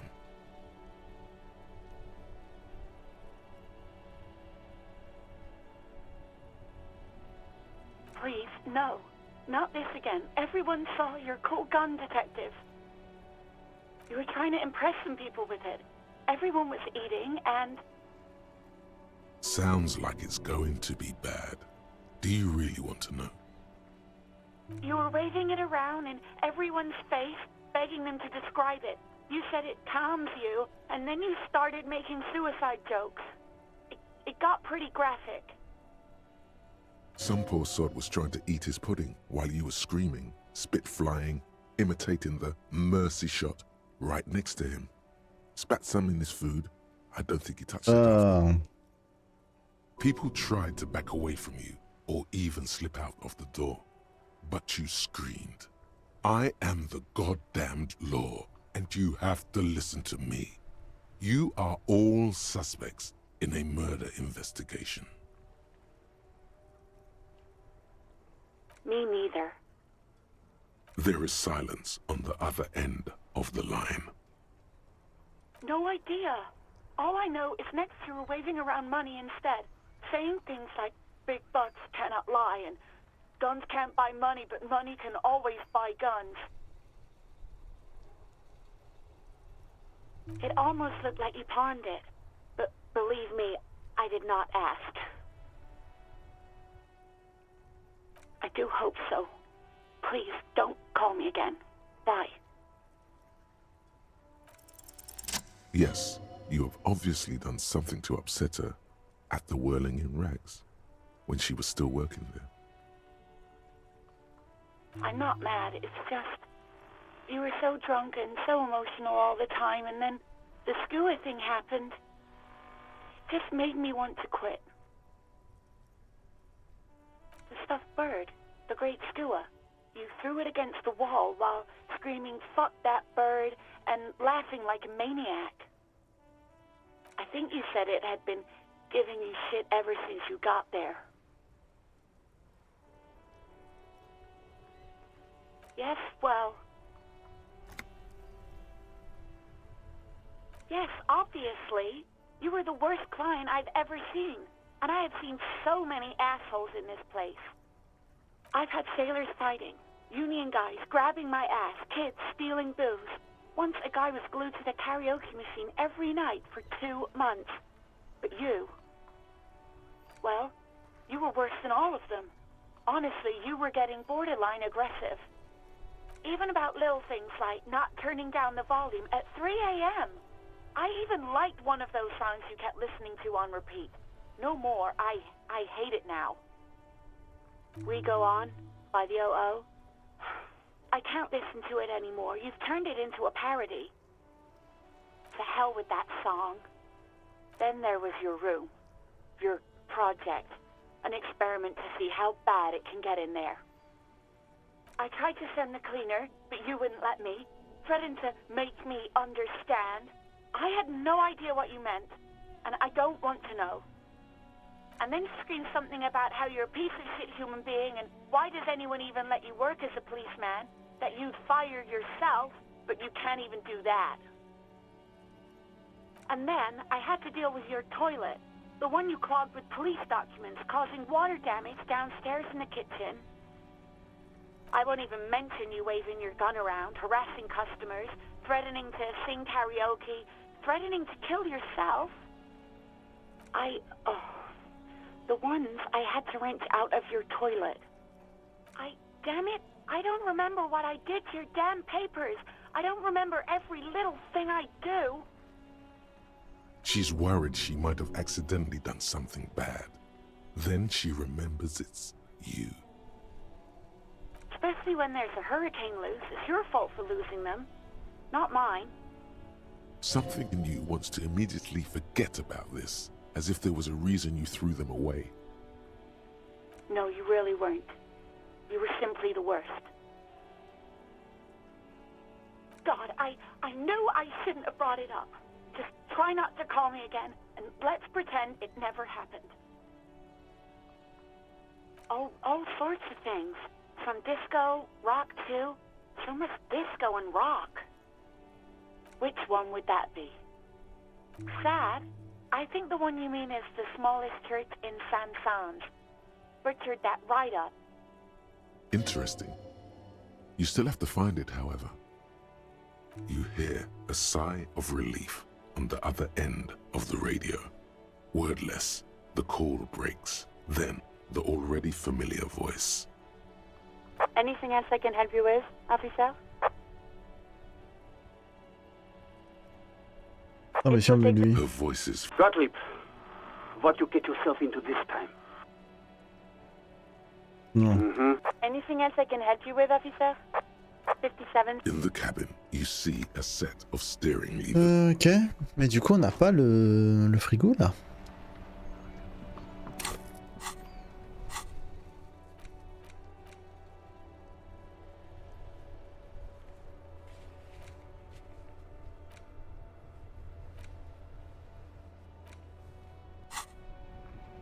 Où est-ce que je peux trouver un frigo? Still here. Stuck in this damn jam, my man. What's up? Huh? Oh. No, I ain't got any money. They don't want up the bosses, man.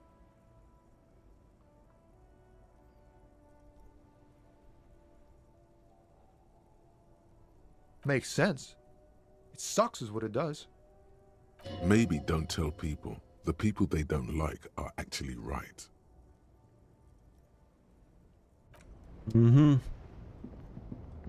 Ok, ok, très bien.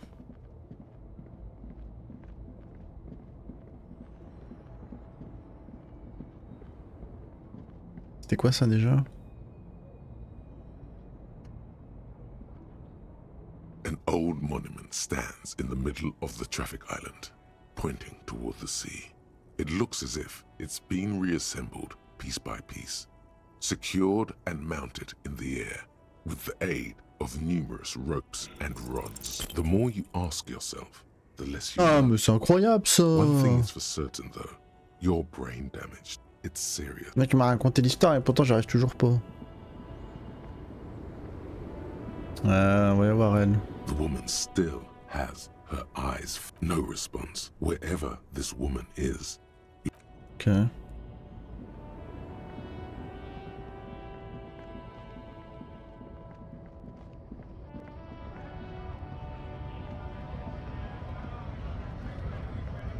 Ah, c'est vrai qu'il y a lui, j'ai pas parlé. Ouais.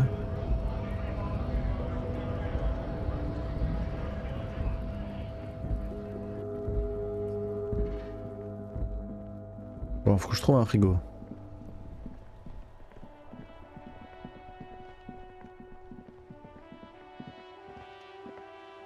Hello again, sir. A fridge? You mean like the ice bear fridge? Man, that's scary. Ice bear fridge? Yes, like a bear but white. There's a fridge below the building in the basement with red glowing eyes. I went back there once, behind the bookstore. Mum doesn't want me to go there anymore. Not that I want to. It was pretty scary. Yes. That's a problem. The only way in is through the bookstore, but my mum is pretty strict about Ah, not le fameux letting endroit anyone in. où il y a le truc, But ah oui. I don't know. You're a policeman. Maybe you can convince her somehow. Anyway. Ok, on va essayer. Welcome to Crime, Romance and Biographies of Famous People. My name is Plaisance. Be welcome, and please take responsibility for the energy you bring into this space. A golden pendant hangs around the woman's neck, in the shape of what looks like a tiny fish head trapped in amber.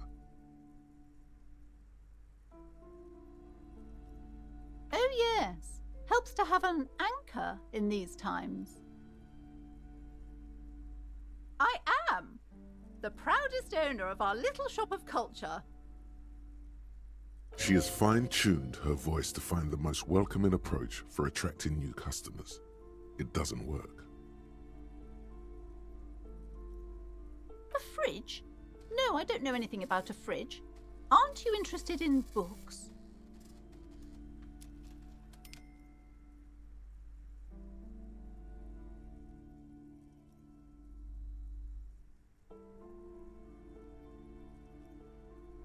Goodness, you were already doing good, browsing the shelves. Why'd you stop?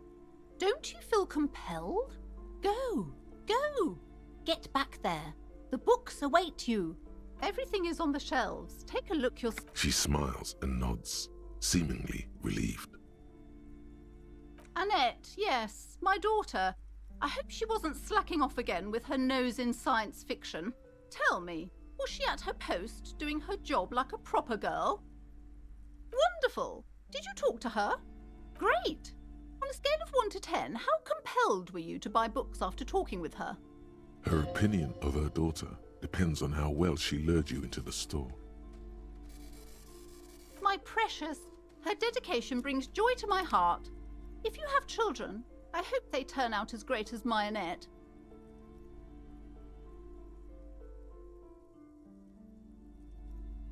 Mind your own business, sir. In our society, people don't get to tell each other how to raise their children. It's none of your or anyone's business. Mind your own business, sir. In our system? You must be kidding. There's nothing like that happening. Good sir. What does a young child do with money anyway? No, I save it for her, as a fund. She's securing her financial future out there. Slap the cuffs on her.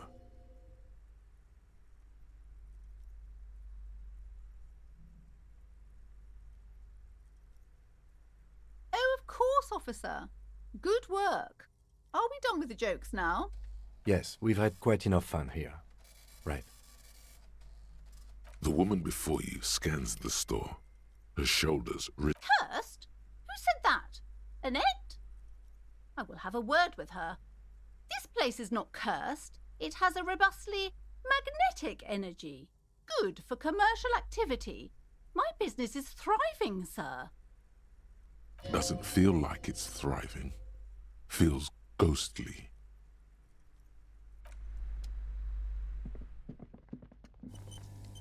The curtains, tattered with age and covered in dust, hang before you, as if taunting you. Just as you're about to pull apart the curtains, the petrified voice of the shop owner cries out once more. Sir, don't touch that. I told you it's off limits for the customers. Parapsychologically speaking, we're done if you decide to open them. I won't be held responsible for the consequences. It's too dangerous. She looks away, mumbling. Why is everyone always messing with the curtains? Why can't they just buy books like normal people?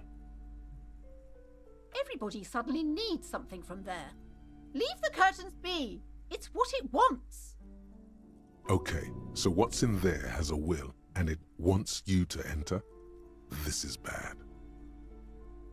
No, it's just a storeroom for the employees, I told you. Now please step away from the curtains.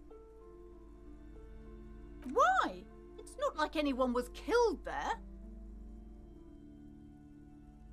I am sorry, I don't mean to be so impolite. Just please don't go there. I can't allow that. You'll only make things worse and unleash the powers.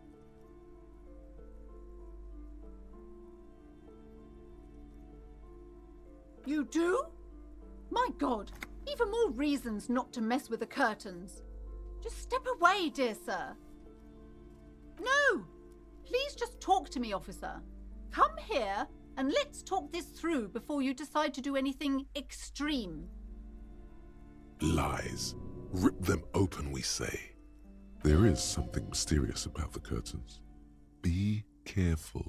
The curtains, tattered with age and covered in dust, hang before you, as if taunting you. You see a dimly lit room full of dusty furniture and trash. A doorway stands in the back, covered in dozens of scary little cage-like trinkets, your shadow looming over it like an omen. I warned you, you're unleashing forces beyond your understanding. Mais non. Respire.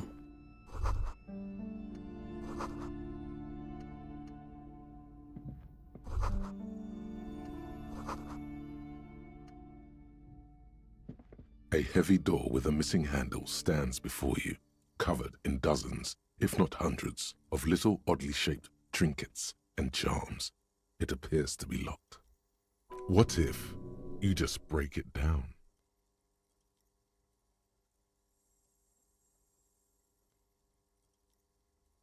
That's right. Take in your surroundings. You need to have a solid ground and a proper posture if you want to succeed.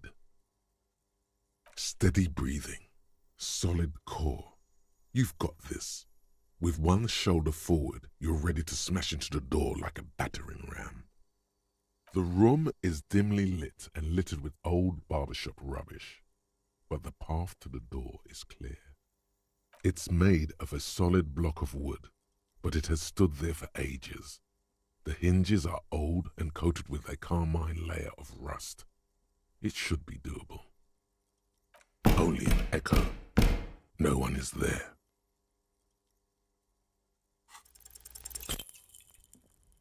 C'est rouge, hein. Normalement je pète l'épaule. Voilà. C'était crevé. Ow. Whose moronic idea was it to just run through the door? Don't you know that things like that hurt? Are you alright? This looked pretty intense and painful, I must admit. What is going on there? Are you really trying to break down the back door? I warn you, don't tempt the spirits, officer. Don't tempt the spirits or you'll damage the holy wards on the door. It barely looks like you've done any damage to the door, however. It's still locked and closed, covered in dozens of little charms and trinkets. Bon, c'est mort. Bent metal, broken glass. Your path lies strewn with the broken forms of everyday objects. You are the destroyer, the bane of inanimate matter. Kudos. Ok, bon, on peut pas. On peut pas.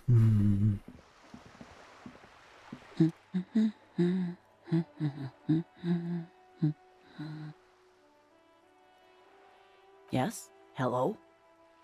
Me? No one. I'm just a working class woman. She doesn't really want to be disturbed that much. Looking for something to read. I know you are. Everyone can see that. The rectangles. Mm-hmm. What with? This citizen thinks she can do without your assistance. Don't buy it. They all need help. Her hands move over the book covers. The tips of her fingers look rough, stained with yellow. It seems like she has spent a lot of time at work, smoking.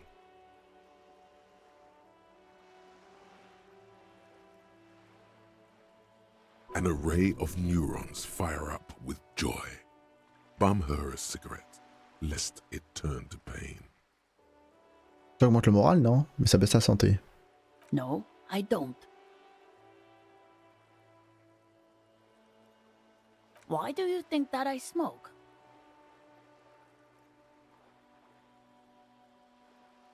It's not like yours look much better. She is right. Your hands look even worse than hers, with tiny cuts and gushes covering your skin like a spider web. Your fingertips have become an ugly shade of brown.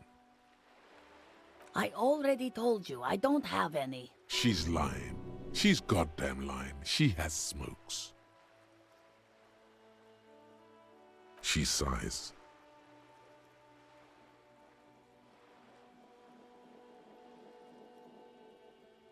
My husband?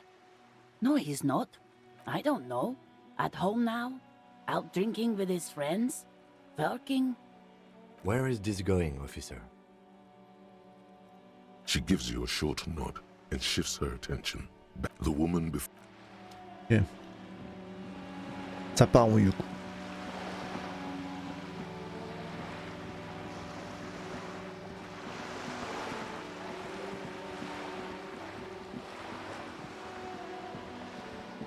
Ah, attends, There. Working class drunk. You know what this means, right? Cracked it. All in a good day's work. What do you mean, what did I crack? Look at how working class that drunk is. Yes, and you found him. Now go and tell the working class woman.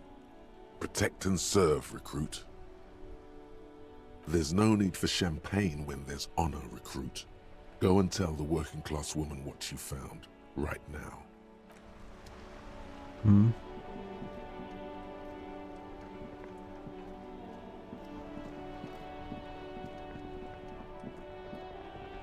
Non, attends. On va faire la consigne. C'est vrai que je l'ai pas faite.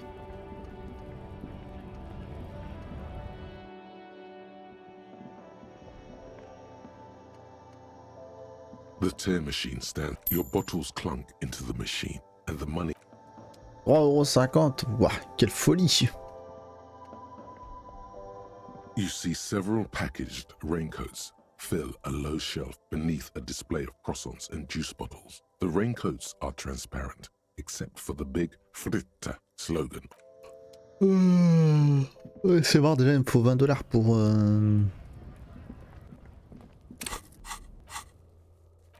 pour le truc.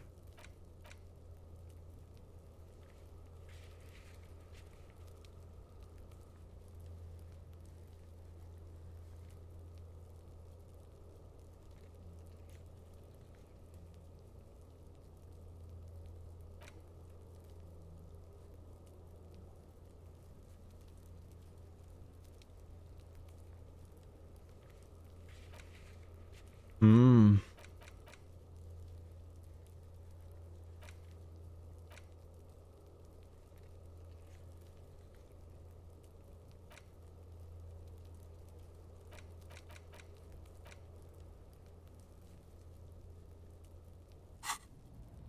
Du coup, on peut lui parler.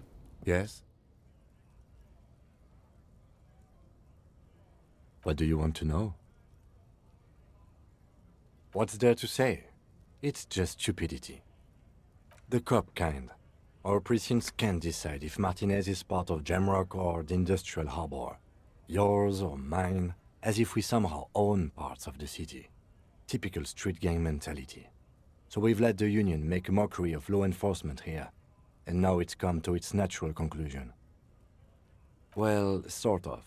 It's less a matter of who gets to police Martinez than who has to. It's an orphan district, in other words. I think the dispatch desk just told both our stations about the hanging. There was quite the brouhaha at the 57th, I can tell you that. Time to settle it, they said. Cop off.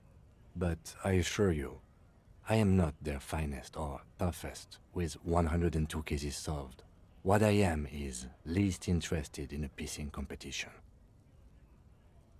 So he volunteered to represent the 57th, but not out of competitiveness. On the contrary.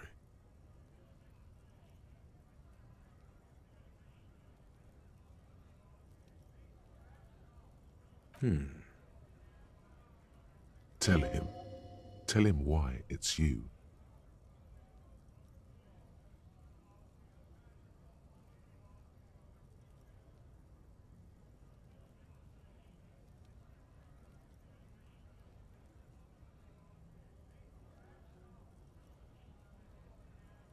No.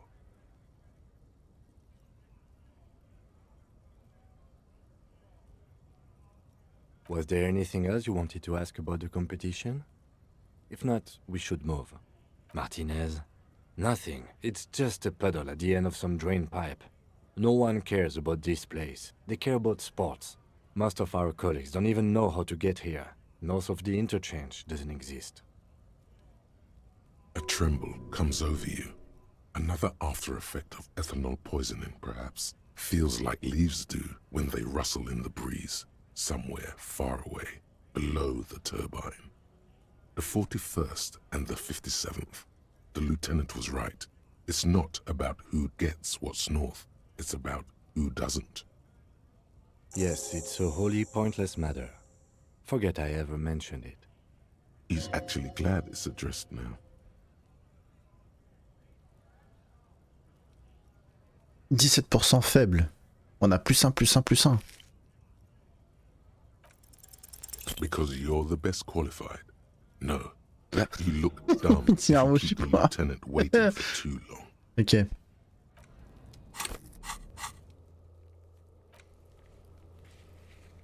Il y a trop de trucs. Il y a trop de trucs. Oh, j'en ai des choses maintenant. Moins 2 de douleurs transcendées. Ah ouais. 3h24. Ok. Bon. Ah, j'ai pas de... Non. Que doit-on faire? Que doit-on faire? Passe par derrière. Ah ouais, je peux demander les gens le tatouage.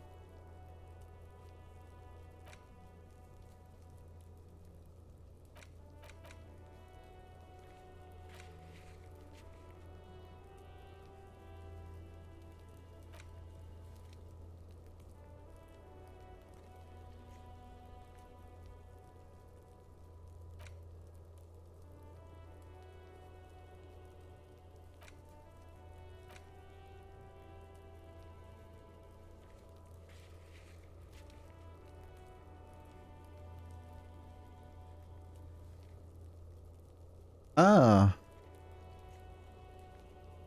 Vous avez la clé, la porte se trouve derrière la serre, dans la cour, c'est la porte d'un sous-sol. Attends, c'est le truc là, machin. D'ailleurs ça.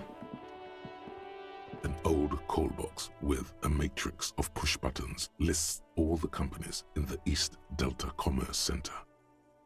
An off-key melody starts playing after you ring the doorbell. Then a woman picks up the receiver. Kuno, please stop calling here. Grown-ups don't have time for your stupid games. Oh, I'm sorry, officer. I thought you were... But the doorbell is broken, and the bookstore shouldn't even be on the list anymore, so I can't help you. Please don't call here again. Thanks. A single beep indicates that the line has gone dead. You ring the doorbell, but no one. Just seeing the words Andro Orlando gets your hackles up. Its very existence is a threat to your masculinity, to say nothing of your hair. All you hear is static, but no one answers the call. You ring the doorbell, but nothing happens. You wait for a minute or two, but all you get from the call box is silence. No, looks like someone has melted half the plastic off with a lighter. The doorbell doesn't work anymore. You hear static from the intercom speaker. It sounds as if someone has picked up the receiver but isn't saying anything. Yes, hello. This is Tricentennial Electric. Have you come to place an order?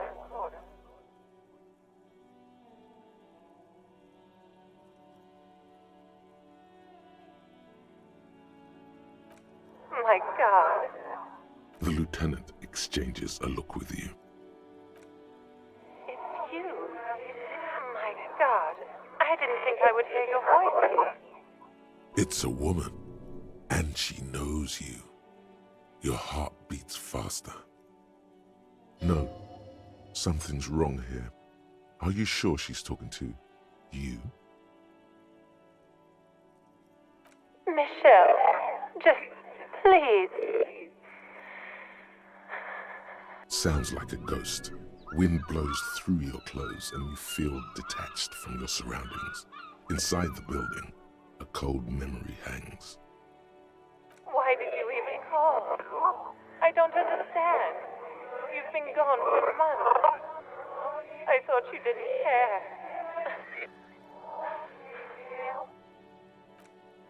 Ever since I came to work here, it's been different. As if my mind's been wiped clean. A spot of static overrides her words. When she speaks again, it sounds like she's submerged. It's so nice. It's so nice to be able to finally meet again. She sounds like she's about to cry. The cold is deep under your skin, as if you were talking to someone who's 100 years away.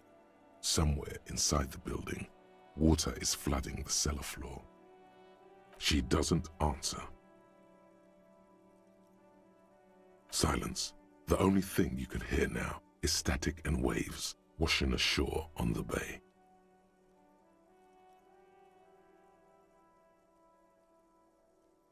Another seagull passes by.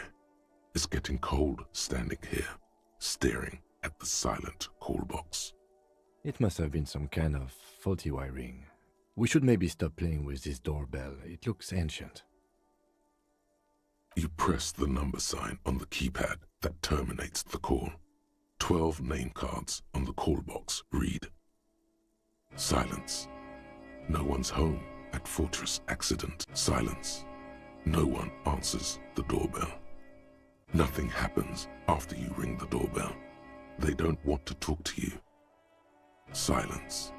No one answers your call. This button looks new. Huh. This button looks new. It's probably not connected yet. Ok, donc ça c'est bon, ça c'est bon. Il y a un toit.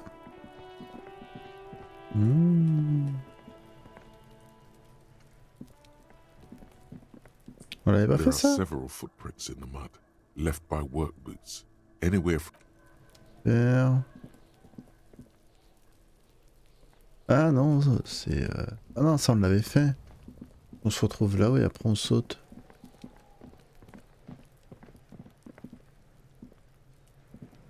Ah non, c'est parce qu'il faut aller derrière là. Ok. Quand le moral...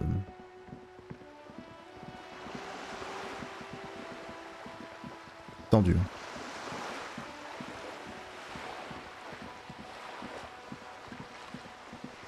On peut toujours pas, je crois. Hein. Just an ordinary wall. Ah non, en fait, on pouvait aller par là. Oh, du magnésium.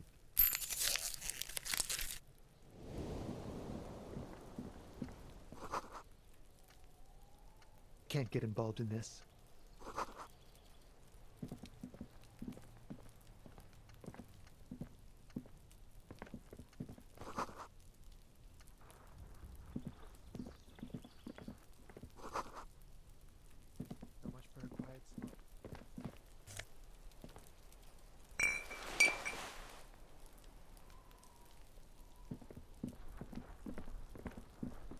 Non mais celle-là, la serre.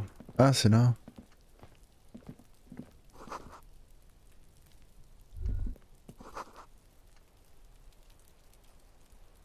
Parlez-lui, mais il faut monter. There must be another way into the building. Oh, la voix.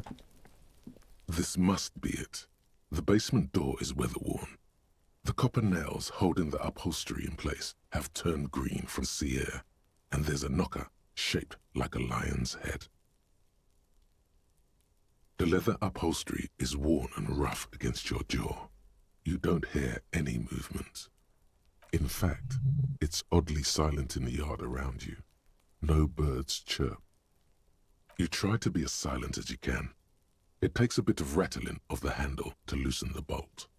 Finally, the door unlocks with a small clack. Thoughts race through your head. Well, buddy, you opened it. No need to go inside. It would be rude. Good job. Let's go now. I'm sure there's nothing interesting in there. Only curiosity could account for stepping over that threshold. Maybe there's treasure in there. A white alligator. A fountain of quicksilver. La suggestion. Après, il y a eu l'instrument physique et après, il y a eu un cours intérieur. Ah, quelle infection, le mec. Ah, le frisson, et tout le monde va y passer. You can feel the air moving. A little draft. A whistle. Bah. Ah, j'allais dire. Bah, vas-y quand même. Tac. Commence par ça. A row of mugs sits on the shelf. Each one depicts a human figure. A dark-skinned woman grinning amidst mysterious symbols. A broad-shouldered man shoveling potatoes, and others. A little ring. Though cheerful, the images on the ceramic make you vaguely uncomfortable. The images betray a lack of interest in human beings. They are merely unflattering caricatures. The owner of these mugs doesn't like people of other ethnicities very much. This person is unhappy. The lieutenant picks up one of the mugs, then puts it back down with a look of disdain. I'm beginning to feel better about breaking into this man's apartment. Yes, your broken mug friend would feel very much at home here. The same humor, the same mocking lines. There's the missing tin soldier. Whoever lives here might have used the Whirling's container to dump his trash. And now they've drawn the ire of the Union. The plot thickens, as they say. Perhaps you should break into apartments more often. Who knows? I'm not expecting too much from this clothes in the trash lead either way. It might turn out to be some random local matter, but still, a nice coincidence. C'est vrai, c'est vrai.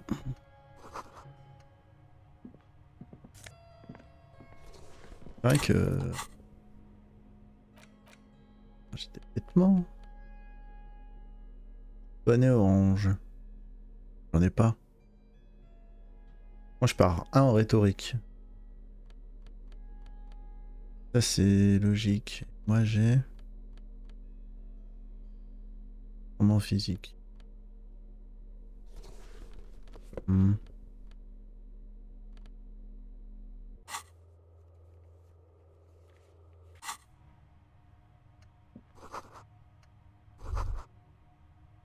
This is the flag of Revachol, the suzerainty. This isn't just one sun, but there are little suns dancing around the big sun. This is the sevenfold sun miracle. It's an optical atmospheric anomaly the first settlers saw. Happens in cold weather. 6 small suns around the big one. This complex halo phenomena is how old Revachol got its flag. It is but one of the many strange optic atmospheric phenomenon of this wondrous archipelago. You're sure you once saw sundogs in your youth, and blue flares. Mm-hmm. The tenant is an old-fashioned guy. The lieutenant does not bow to the flag. It accepts your salute with quiet dignity. It is not my flag, he thinks. My flag is the signal blue of the zone of control. Ok.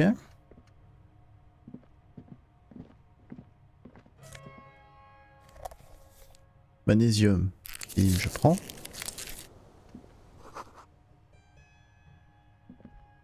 Ok, donc ici on sait que... Mec avec les tasses. Bien. Mais attends, la serre elle est là. On peut pas y aller. C'est quoi ce bordel? Ah. The spread pattern of these bullet holes makes your chest ache. Your breath grows heavier. Bullet holes generally look the same, so probably. But you're right. More old bullet holes from the revolution. Plenty. Hey, what's that noise down there? You see a young man on a balcony nursing a cigarette. His eyes have been following you for a while. Not looking for any trouble, officer.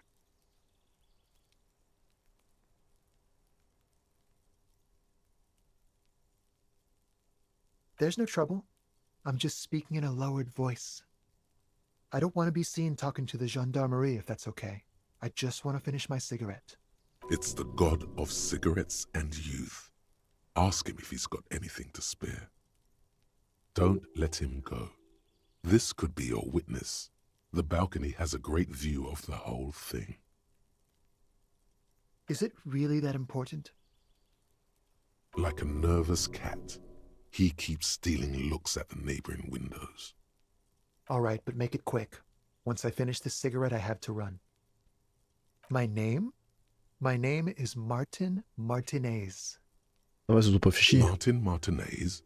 Good local name. Let's go with that.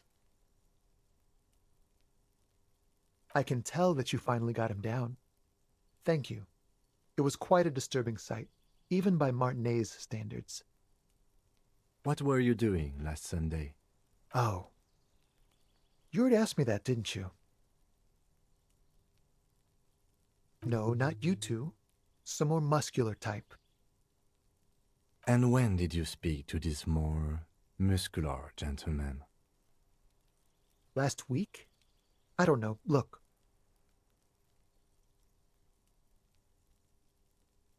You didn't answer the question. What were you doing last Sunday? I had a friend over. It was my Sunday friend. A Sunday friend? How intriguing. Makes sense. Friends are nice on Sunday. You don't have to work. You can just spend time with pals, watching rugby and drinking beer. He doesn't reply, gesturing no with his cigarette.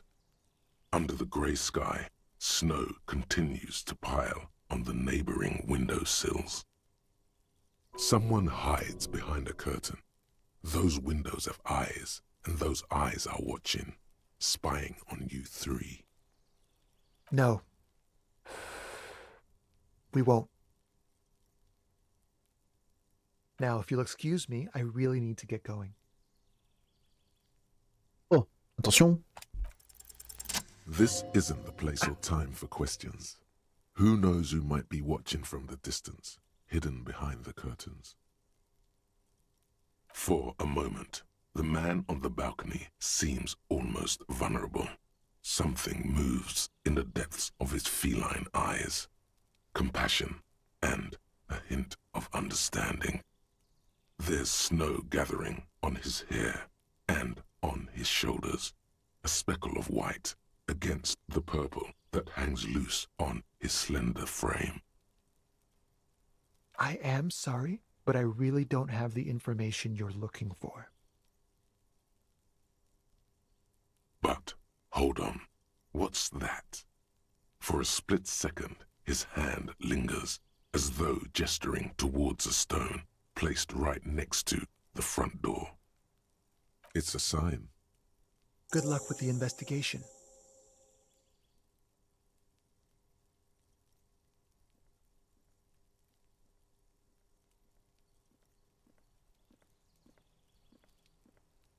Mm-hmm. He's gone. No point in running. Tenements like these often have multiple exits. If he doesn't want to talk to us, then he'll know how to hide himself. He could be a witness. Him or his Sunday friend.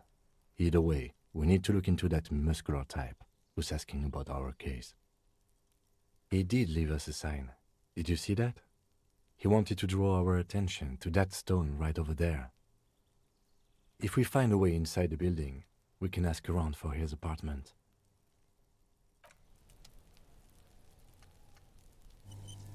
A stone like any other, lying in a whirl of sleet and mud.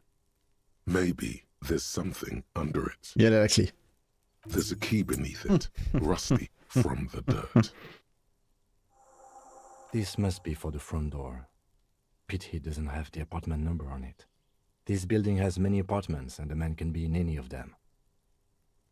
We'll just have to go in and see. C'est pas faux.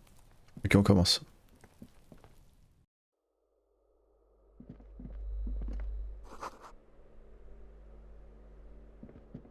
Tiens, un balcon. C'est là où on était. On a une. Ouais. Ah, on peut enfin fouiller là. On peut pas. Attends, on peut pas, peut-être parce que j'ai rien dans les mains.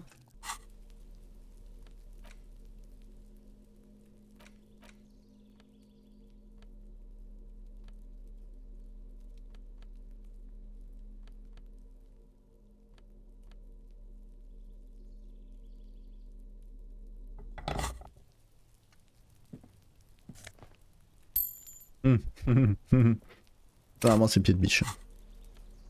Je dis pas de conneries. Ouais, comment ça, non?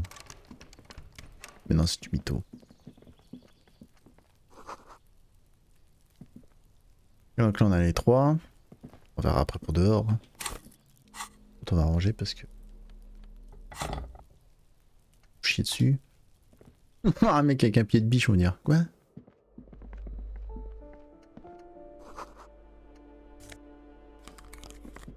Et t'avais un rabattable comptable. Oh. That isn't just a five-pointed star. It's an inverted white pentagram cradled in a wreath of antlers. The iconography of communism, in other words. The star and antlers was developed in the 6th decade of the last century and quickly adopted by Mezov and the communards during the revolution. Even today, half a century after, the star and antlers retains the ability to evoke hope, disappointment, and fear in equal measure. To symbolize the toppling of the old order, Also, some social democrats were already using it. Because white is the color of peace. Gone is the glory of hope. Only the scribblings of impoverished students remain in dirty hallways.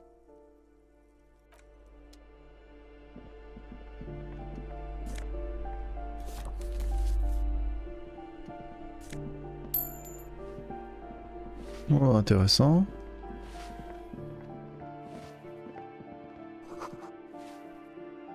Ah. Ah.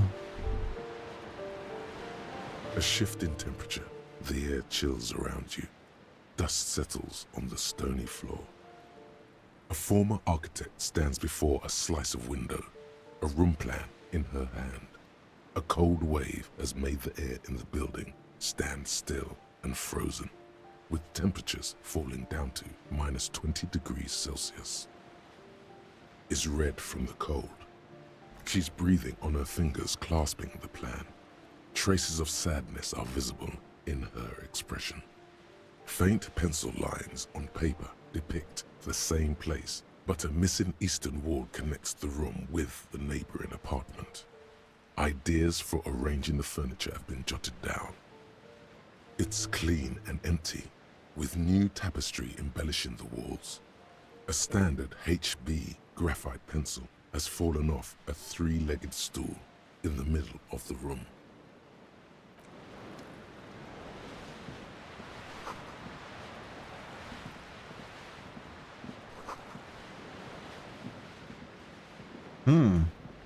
Oh, un frigo.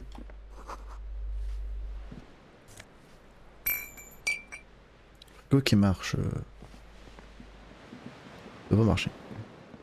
Balcon. Il y a un balcon là? Oh. Oh oh oh. Oh là là, mais on peut aller partout, mais c'est le zouk zouk.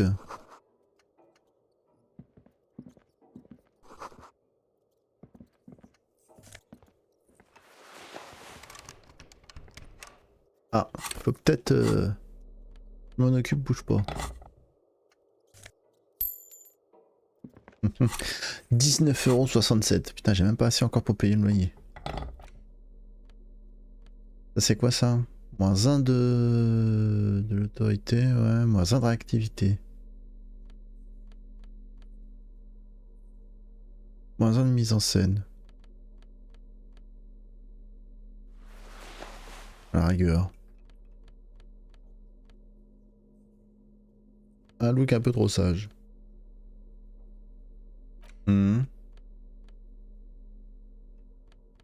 Ah, mais ces cartes postales en fait on peut les revendre.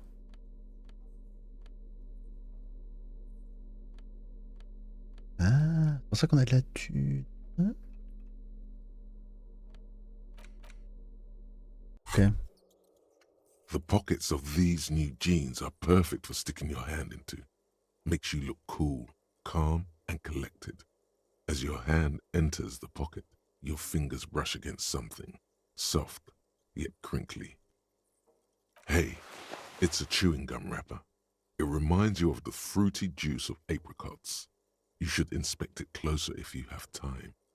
Something about the wrapper's texture is familiar. Not familiar in a good way, you might say. There's pain in there somewhere. Chewing gum. A crinkled chewing gum wrapper. The worn label reads, Tutti Frutti. It smells faintly of apricots with a barely noticeable twinge of cinnamon. Good question. There is no answer or secret phrase written on the inside of the wrapper, yet you're drawn to it. Drawn by regret. Stop before you hurt yourself with a Tutti Frutti wrapper. Throw it away, please. You carefully fold the wrapper into a square before putting it back into your pocket, lovingly even. Despite the strange feeling of regret. J'ai plus rien à faire. Ok.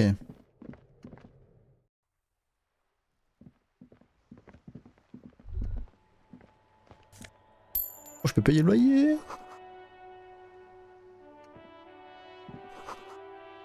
Monsieur Héroïer, vous ne pouvez pas entrer. On peut toujours entrer. Alors si je mets... On peut ou pas? Ah bah non. Là, au moins... Et Ok, on a le... Dame. The streets will flow red once more. A great torrent rushing down Rue de Espérance. You wait and see. The streets will not flow red with anything. Who are you? I'm Cindy the fucking Skull. What else do you want to know? Date of birth, blood type, the last time I was tested for Hep C. Oups, hein. Alors, ça n'amène. Sod off, pig man. Art is above the law. She's grown frustrated with her work and welcomes the opportunity to challenge authority in other ways. That smell coming from her paint bucket, it's not paint, it's heavy fuel oil. The lieutenant is desperately searching for another handkerchief. Hatred, disgust, it's difficult to tell which of the two is more present in her girlish features. The woman on the boat does not notice her staring. That is on her. Someone's got to keep an eye on her. On a first-name basis with her, are we? Piggy's moving up in the world. It's where they grow whores like her, and they're whoremen. Have you got a crush on her? Aching for an opportunity to defend her honor. Can't you tell? I'm painting a beautiful mural, an aereo graffitio visible from low orbit. I haven't really started it yet. I'm waiting for the right words. Have you ever tried your hand at graffitio? When faced with a blank wall, most people write unimaginative stuff, like pigs go home and Mona was here. We rarely see pigs round here, though. Just union cads. And my name's not Mona, so... She wants it to be something true and total. This place is severely lacking in havoc. Not even the occasional trash can fire to break up the tedium. I thought I'd mix it up, you know, summon the forces of crime and social chaos with a wall-sized invitation. Yeah?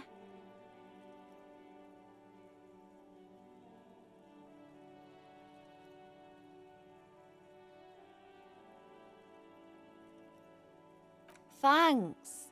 I'm sure the inspiration will come to me now that I have an official RCM stamp of approval. You've lessened her desire to deface the building. I ain't no snitch, pigstein. Go forth and forage in someone else's shit. No shortage of squealers in these parts.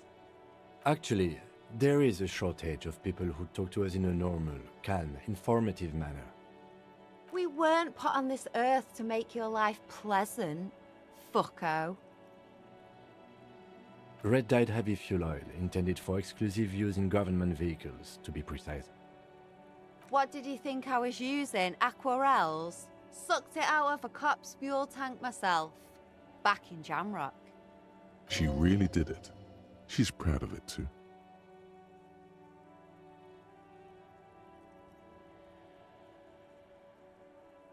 Something to think about next time you're driving around in your pretty little piggy carriage. Ooh, not only have you found my address, you've discovered my biggest secret. I'm a coal miner. It doesn't have to do anything at all. Nothing does. Like me. Right now, I'm doing nothing at all. Does anyone in a city like this? If there's pain about any particular home she's lost, she's buried it deep, fortified herself against it. Yes, I keep hoping a shaft will collapse on me, but But somehow, it never happens. Shoot, Piggy. It's what you do, isn't it? Watch your back, Ungulate. You've got eyes on you. Ok.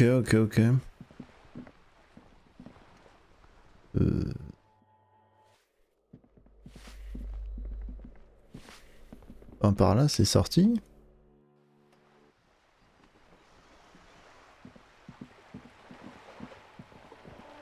Ah, le fameux endroit où... Ah oui, ok.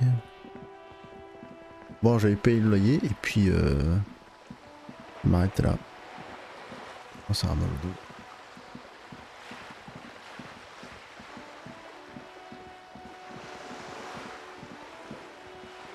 Là, tu vas nous faire une crise si on paye pas.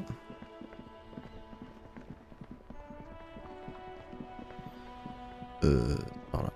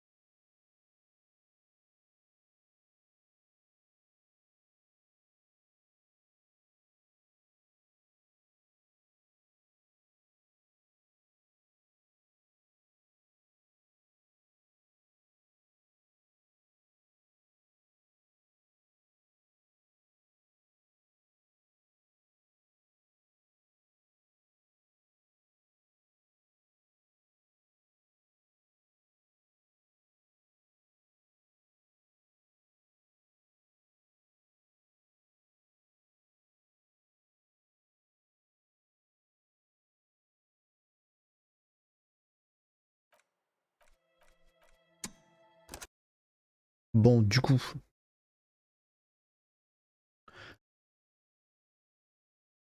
demain je ne suis pas là. On se revoit mercredi pour la suite de Harry. Ça c'est bon. Et sur ce, je vous dis bonne fin de soirée, bonne nuit et à mercredi. Bye bye.